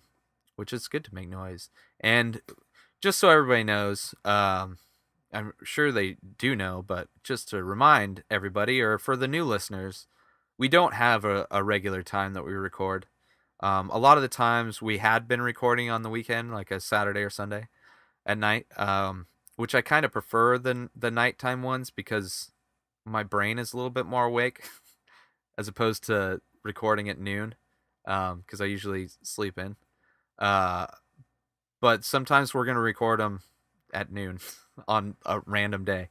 But we just try to record when we're able to and as often as we can. So it's like, we try to get at least one out a week or so. And then, but if you really want to know when we're going to do it, just follow us on Twitter, because we try to give some heads up as far as when we're going to record. But there's no set time when we record, or day. Yeah, this weekend was going to be fucked for me just because of me having to bust out that freelance work for that wedding, like last minute. And also just that, that animation project I had. My fucking time was consumed last weekend. No worries, man. Entirely consumed. I was fucking exhausted as well. And I was like, it was Saturday or Friday, and I'm like, oh, it's the weekend coming up. But I was like, I wanted to get my prints up before we did the next one. So it's just a lot of stuff going on. So we were both really busy, and we weren't able to do it, but we were able to throw one out today. And a little low tempo one today, but something's better than nothing, man. I listen to a lot of podcasts. I actually just unsubscribed to a few of them, which kind of was weird. Like, I unsubscribed to the Slash Filmcast, which was a movie podcast that I'd listened to for years. But I haven't been able to keep up on it, and it got to the point where I had so many backed up. It's like, I don't think I'm gonna get to it, so I just unsubscribed to it, because I listened to Doug Loves Movies, which is a funny podcast. So it's a little bit more entertainment, less news, movie news than the Slash Filmcast. I mean, if you're a big movie fan, then definitely listen to the Slash Filmcast. It's an awesome podcast. They go really in depth on just movie news, and then they do a review of a movie, and they talk a lot about movie stuff, which, because I don't watch as many movies, it's kind of like irrelevant for me to be listening to a podcast that's dedicated that much to so much movie talk. So I get most of my stuff just from Doug Loves Movies, which it's a super fun podcast where they play games and stuff. But I just unsubscribed to that. I unsubscribed to Twit, just because the past few, it just got to the point where I disagree so much with the perspective they have on tech. Like, they take it from, like, I don't know, it seems they're really knowledgeable, but they take it from an angle of like they seem like they're really jaded on certain things, and because of that they don't really talk about things in as much truth or as much of an unbiased way as possible. And a lot of the people that go on the show kind of have similar points of view. But I started listening to instead of Twit, I started listening to the Drill Down, which is a tech podcast, and it's actually Mr. Babyman. Remember Dignation? Yeah. Like almost every story was Mr. Babyman. Yeah. He had been doing the Drill Down podcast a long time ago, which I had listened to way back in the day, and I'd also listened to another podcast called Symbiotic Podcast, which is another tech podcast. Basically, those two have merged, so it's the three guys from Symbiotic and uh, Mr. Babyman from the Drill Down originally. So the other host that he had before, I don't know what happened. They left or whatever, and they brought the other ones in, and it's a nice mix. Like he keeps them on topic, but then it's a nice mix. Like I was just listening to part of it today, and they were talking about a lot of people have been whining and complaining about the naming of the new iPad. Like they took the number out of it. Yeah. Which, I mean, if you think of every other Apple product other than the iPhone, there's no numbers. It's not like MacBook Air 1, MacBook Air 2, iPad or iPod Touch 1, iPod Touch 2. So it makes sense. It wasn't surprising that they got rid of the naming, the weird naming for it. But they were arguing about it, or not arguing, but one of the guys was kind of explaining, like my point of view, how it makes sense why they would get rid of it. But then another one of the guys was saying that like they have a nice diverse like viewpoints on things to where they, there's a little disagreement. So it's not like a bunch of people saying the same thing and agreeing with everybody, but then, I'm listening to it going, you guys are like way wrong. Like it doesn't, like from your point of view, you're not looking at it from a user point of view or like a regular person, somebody that's not like a tech journalist point of view. So I like it. They do sometimes get they kind of lose track of what consumers would actually think or view a product, or what's going on. But as far as knowledge, they're like super knowledgeable about a lot of different stuff. So as far as tech podcasts to drill down, started listening to that. But one of the other ones I listened to is Ari Shafir's Skeptic Tank, and I was actually listening to it while I was scanning the painting yesterday, and it was probably one of the most boring episodes I've ever listened to. He went on a road trip. He's a comedian from LA, and he had a show actually down in San Diego at the Gaslamp District like a week or two ago.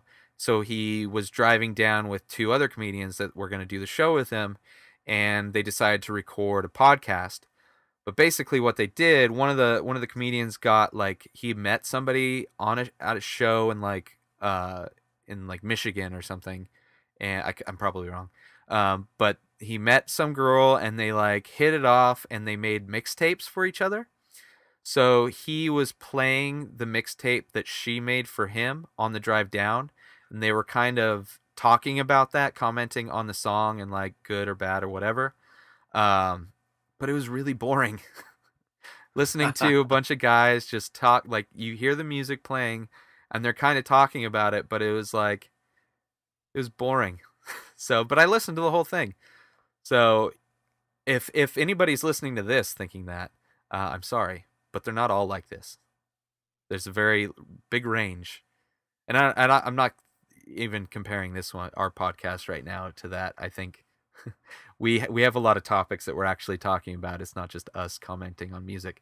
But it's funny how, like, a lot of the times his podcasts are really interesting. Like, he usually has a specific guest on, and he just talks about something that they're really knowledgeable about. Like, he had Neil Brennan on, and Neil Brennan's a comedian, but he was also the co-creator of The Chappelle Show, helped write a lot of the Chappelle Show skits.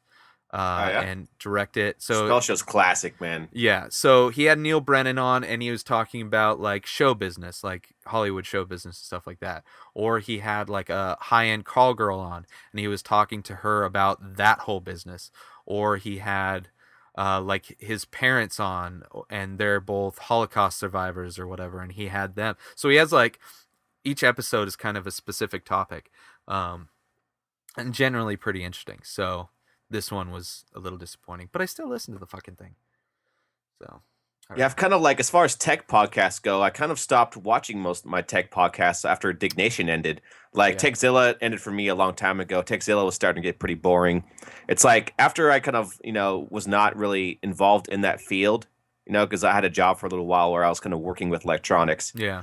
And on a consumer level, I needed to know, like, what the latest and greatest technology was and what was coming out, Yeah. Now that kind of isn't there anymore for me. Now it's kind of like, well, yeah, I'll try drill down for sure. I mean, that sounds cool as hell. But like the Techzillas, and I never really got into Twit too much. Yeah. So I can't really talk about Twit.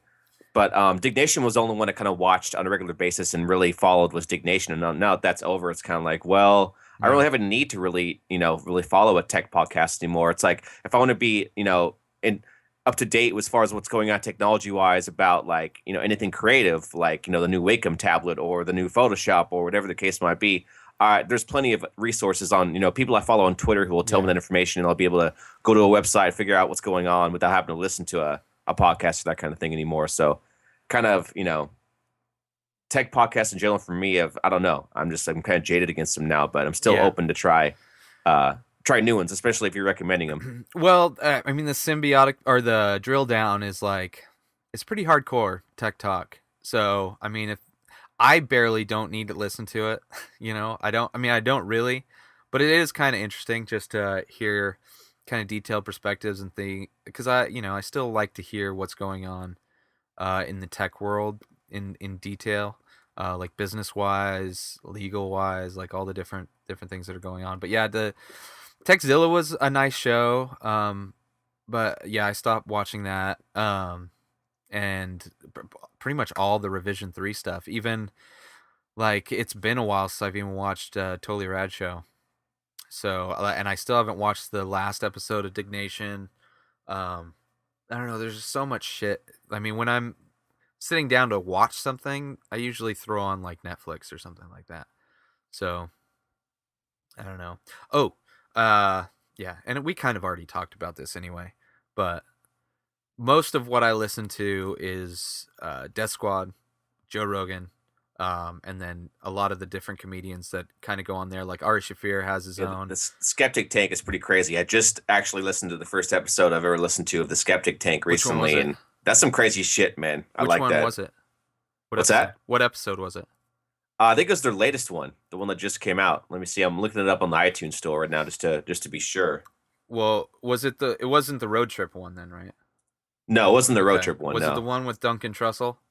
Yeah. That was fucking awesome. I love Buddhism. About Buddhism. That's the episode title. Yep. That was Duncan Trussell has his own. It's called the Duncan Trussell Family Hour. Fucking awesome. He goes on like when he opens the podcast, and these are all audio podcasts, by the way. Although Death Squad does video, Joe Rogan does video, but the Duncan Trussell one, like he'll go on like.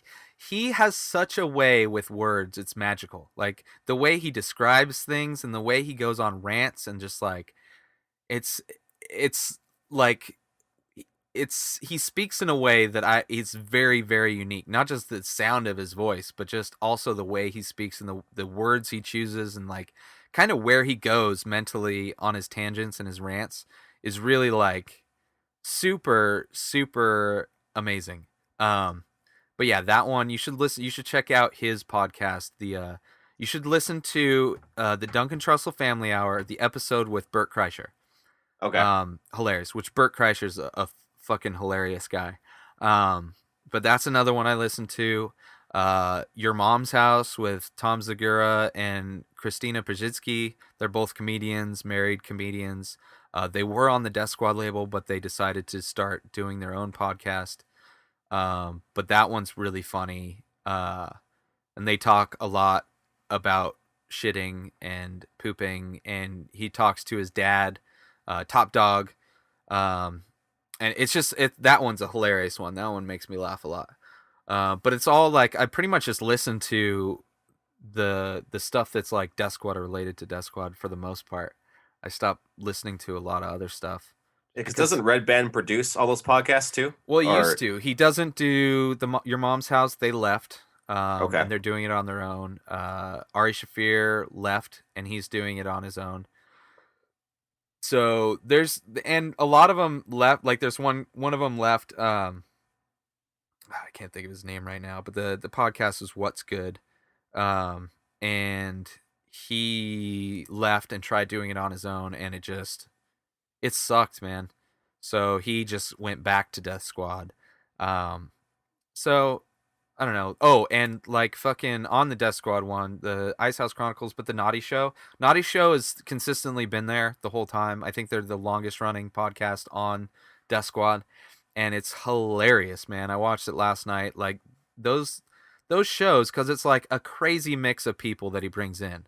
Like he'll usually bring in like one porn star and one comedian, and like yeah, just the mix of like the different perspectives on stuff is like it's hilarious, and it's one of my favorite podcasts. And I was watching it. They recorded one live last night, and I watched it. And it's I try to catch those are ones I will watch the video.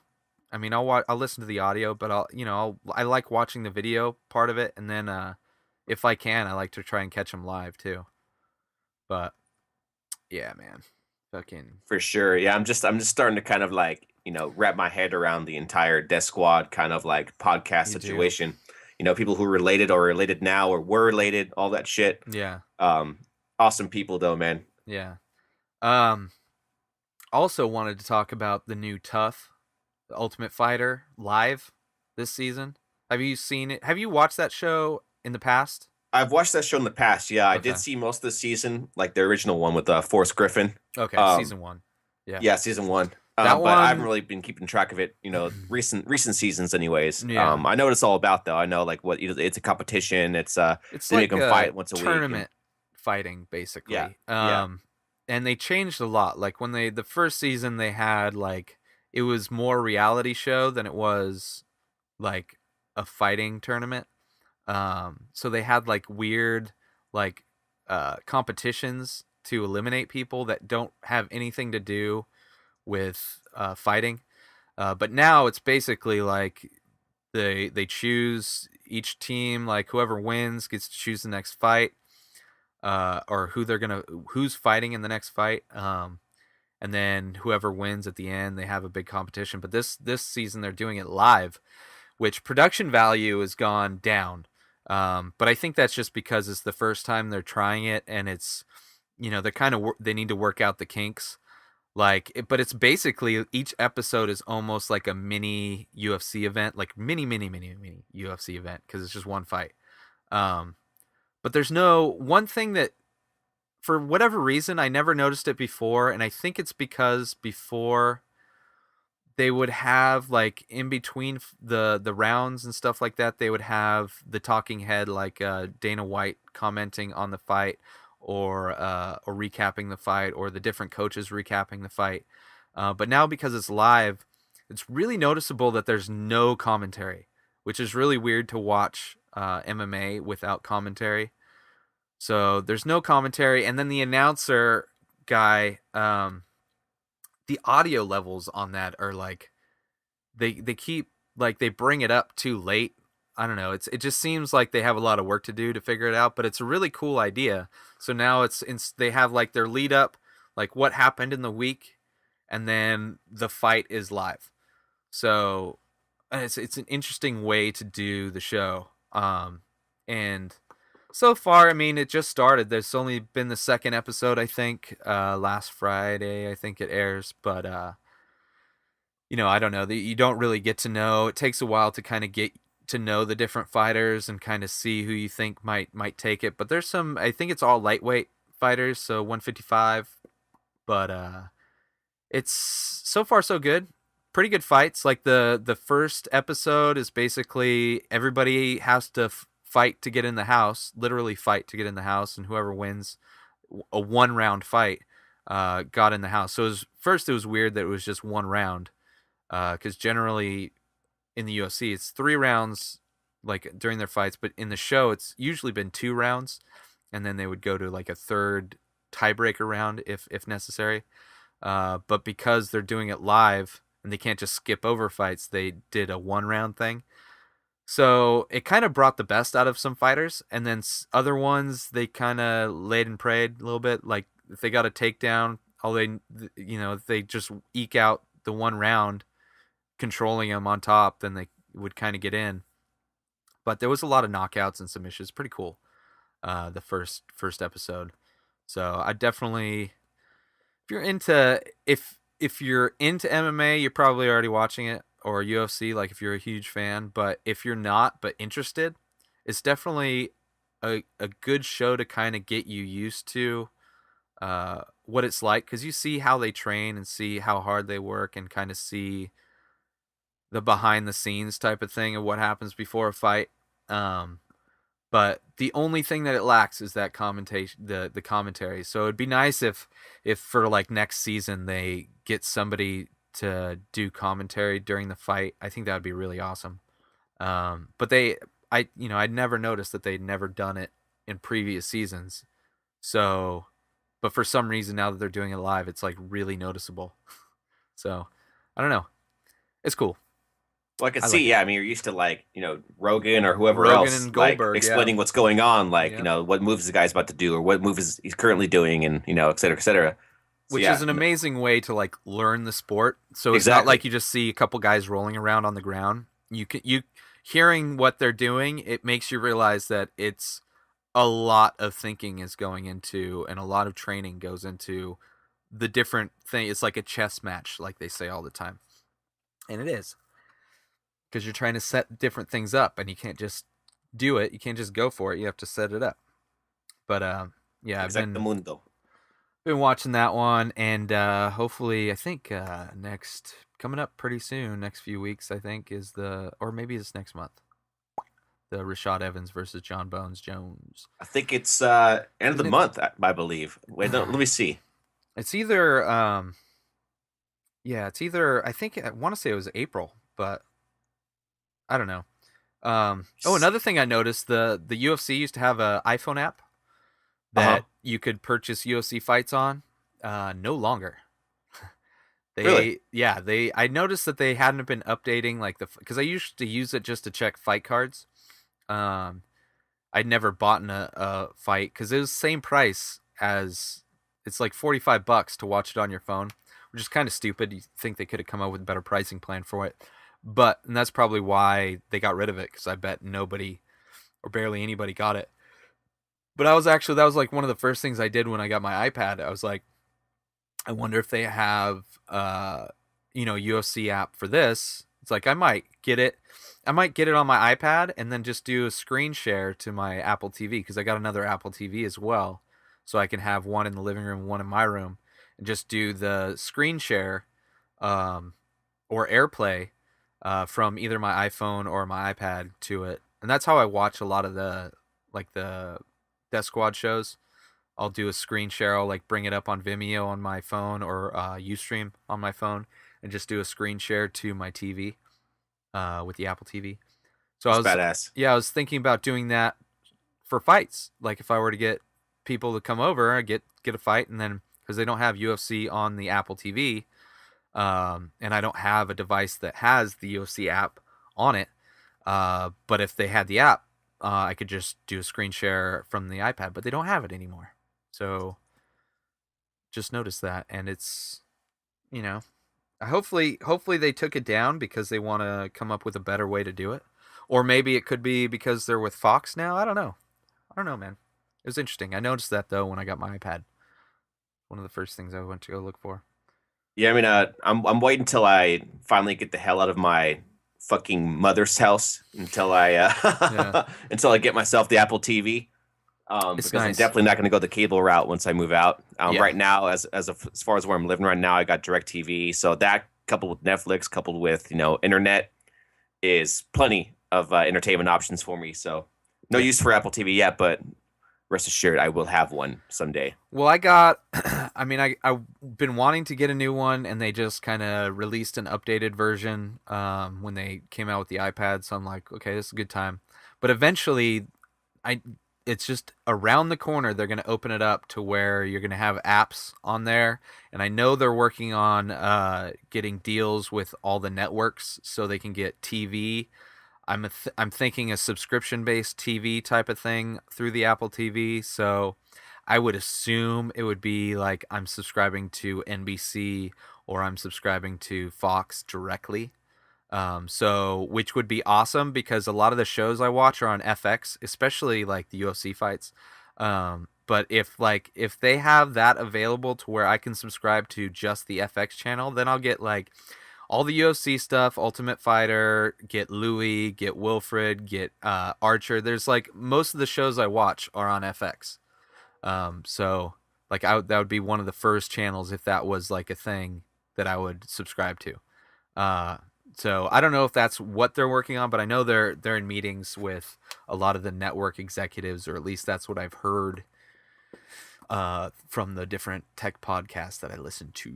So, and I know it'll just be a software update in the Apple TV. So Yeah, that's awesome. plus being able to screen share and AirPlay is fucking cool. Ca- It's cool shit. Can you access Netflix through the Apple TV also? Yeah, or they have no? a Netflix app. They have a Awesome. Netflix app. They have they don't have Hulu Plus, which Hulu Plus sucks. They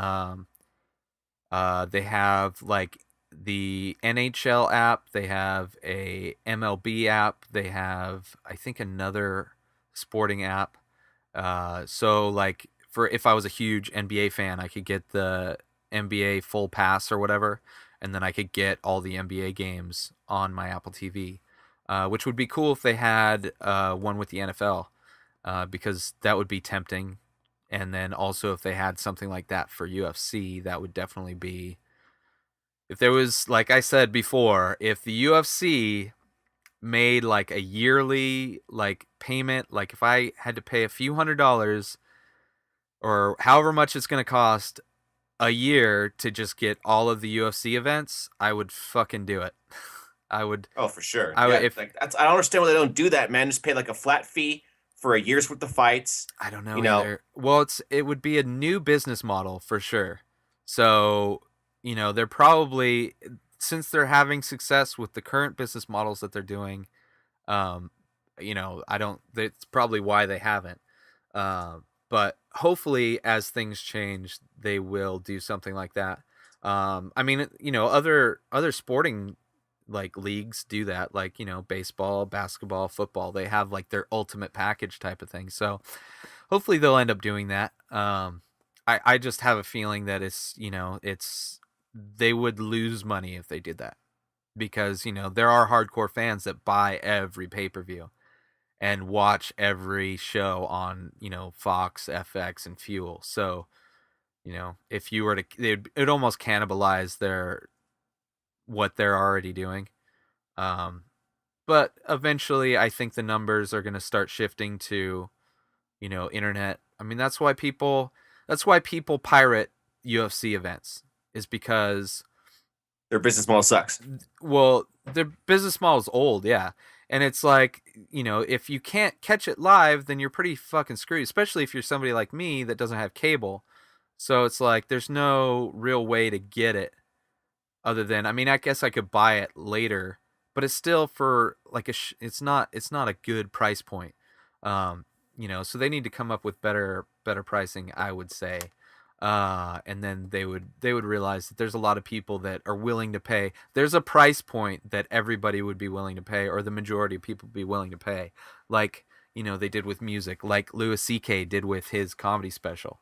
There's, if you make shit cheap enough and easy for people to get, they would, I'll pay a lower price if it's, easy for me to get anywhere, but whatever, they can do whatever they want and stuff. People will, yeah, they will accept their whatever they're doing and follow it for the most part. So it's not like they're in any trouble going out of business anytime soon. UFC is fucking booming, as we all know. Growing like crazy, yeah. Which I just watched. There's on Netflix. They just added they added a bunch of these, I think it was like MSNBC or NBC like profiles on different things, and one of them was on the UFC, so it was kind of like a behind the scenes of like how the UFC grew and kind of where they're at, and it was can't remember what it was leading up to, but or how current it got, but I think it was just up through like their Spike deal and how they're now on Spike and how they're just blowing up from that. So it's not as current as them going on to Fox, but it's pretty interesting. Um, and there was another one.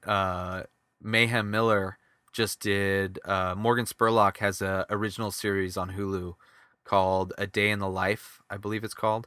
And he did one on. It's basically following, people from different whatever, different businesses or different, careers, and what they do, like a day in the life of Mayhem Miller, which Mayhem's a UFC fighter.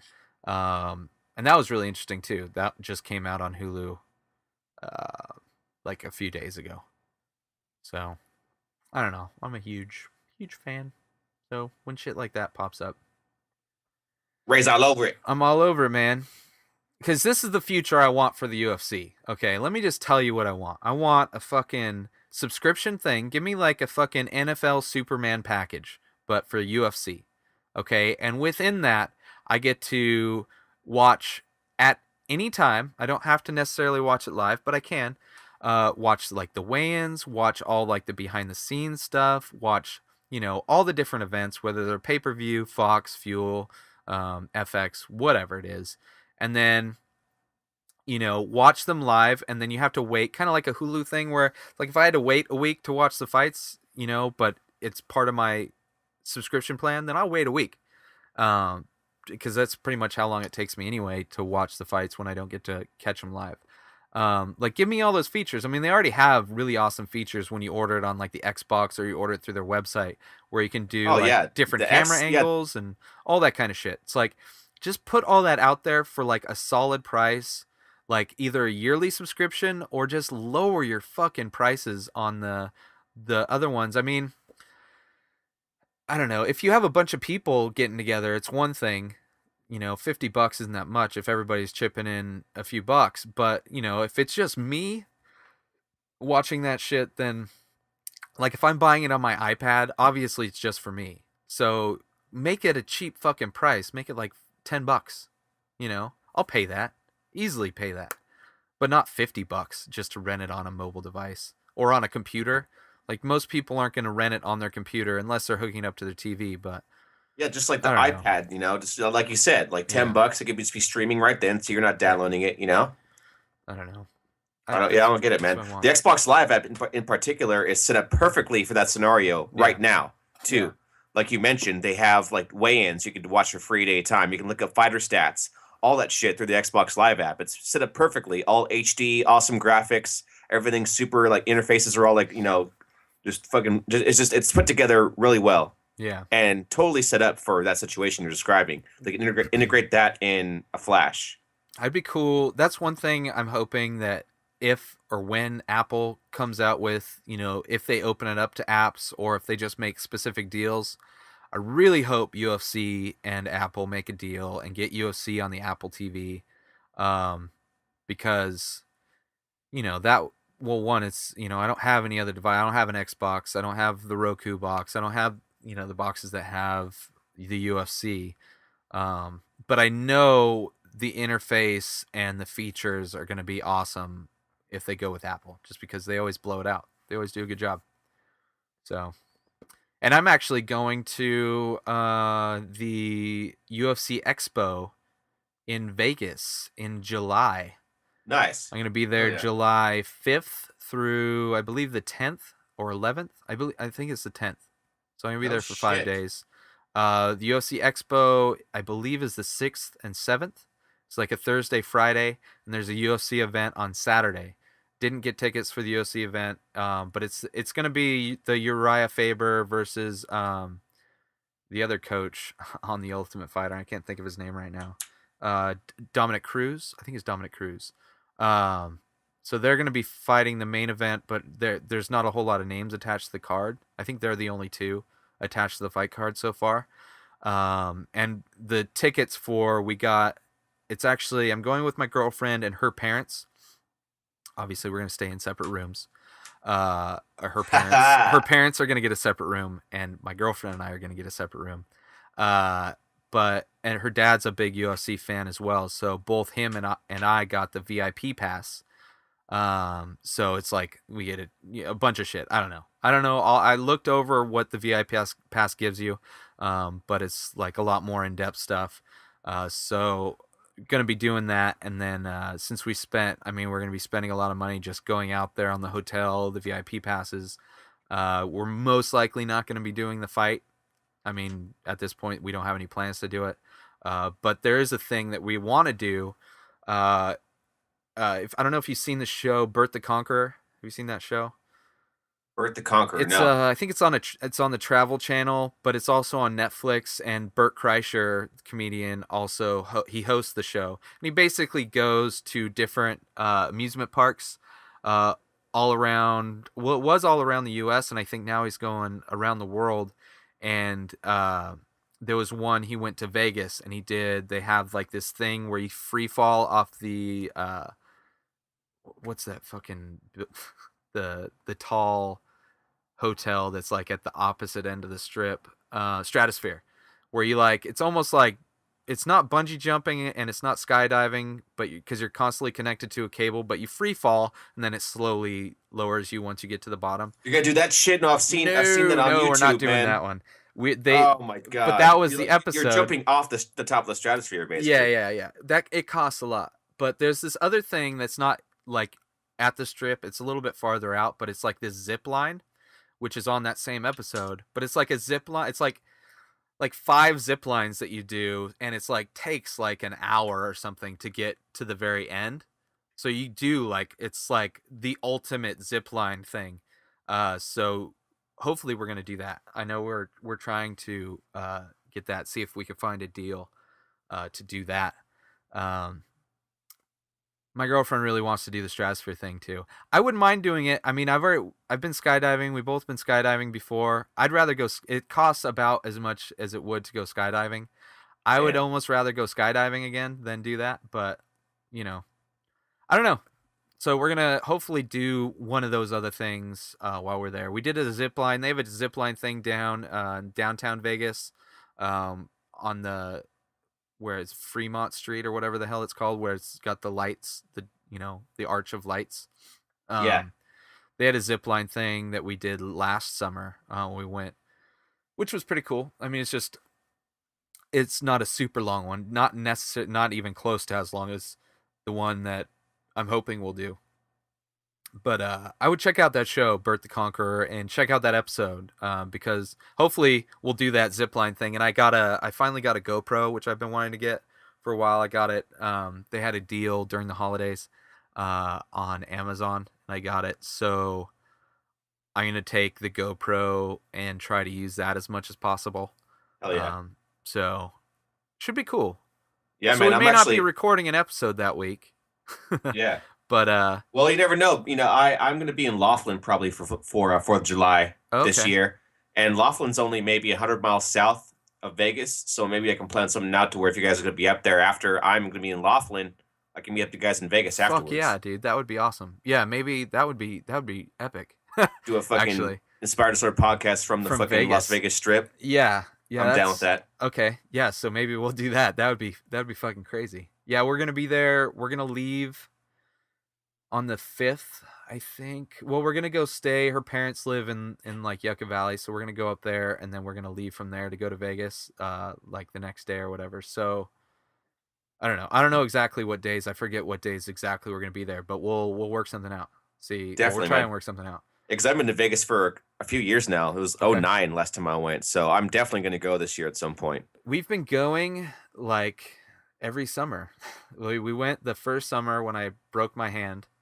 And then we went last summer because both my girlfriend and her sister graduated college. So we went to kind of celebrate that. And then we weren't really planning on going this summer, but the UFC Expo thing came up, and I definitely wouldn't mind doing that. So we're going again to Vegas. So it's gonna be 3 years in a row that we've gone to Vegas. It should be fun, man. Oh yeah, I'm gonna try to work something out for that though, for sure. For sure, yeah. Sweet. Well, we've been going for about 2 hours now. Is there anything else you want to? Should we wrap this bitch up? Might as well wrap this bitch up. Wrap it up, spank it on the bottom, and send it on its way. Yeah. Yeah. Alrighty. Why don't you just tell me everybody slapping the where they butt. can find you online, Justin? You can find me at jkdesigns.co. That is my portfolio site, blog site, kind of a mixture of both. You can also follow me on Twitter. I am at JustinKing1, just like it's spelled with the number 1 at the end. And that's me. Sweet. You can find my website, inspireddisorder.com. You can follow me on Twitter, twitter.com/RayTaylor. On the website, you can go to the podcast, Inspired Disorder podcast page, check out all of our past episodes. There's video for most of them. And also check out the store page. It's where you can buy Inspired Disorder podcast merch. You can buy my artwork. You can buy prints of my artwork. You can buy clothing. You can buy all kinds of stuff. Or if it all sucks, you hate it all, but still want to help us out, you can also donate in the store section, because that would help. And we're trying to improve everything and all that. And, it would be nice to start making money with my art. So go to inspireddisorder.com, check out all the stuff there, and follow both of us on Twitter. And hopefully we'll get somebody on the next podcast. I was planning on trying to talk up who we're going to get on next, but I really don't know who we're getting on next. So I don't know who. Just wait and see.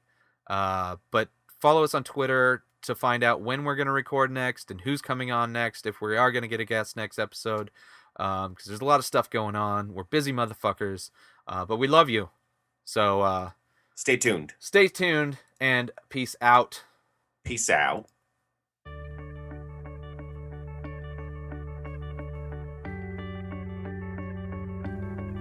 I hope you enjoyed this episode of the Inspired Disorder podcast.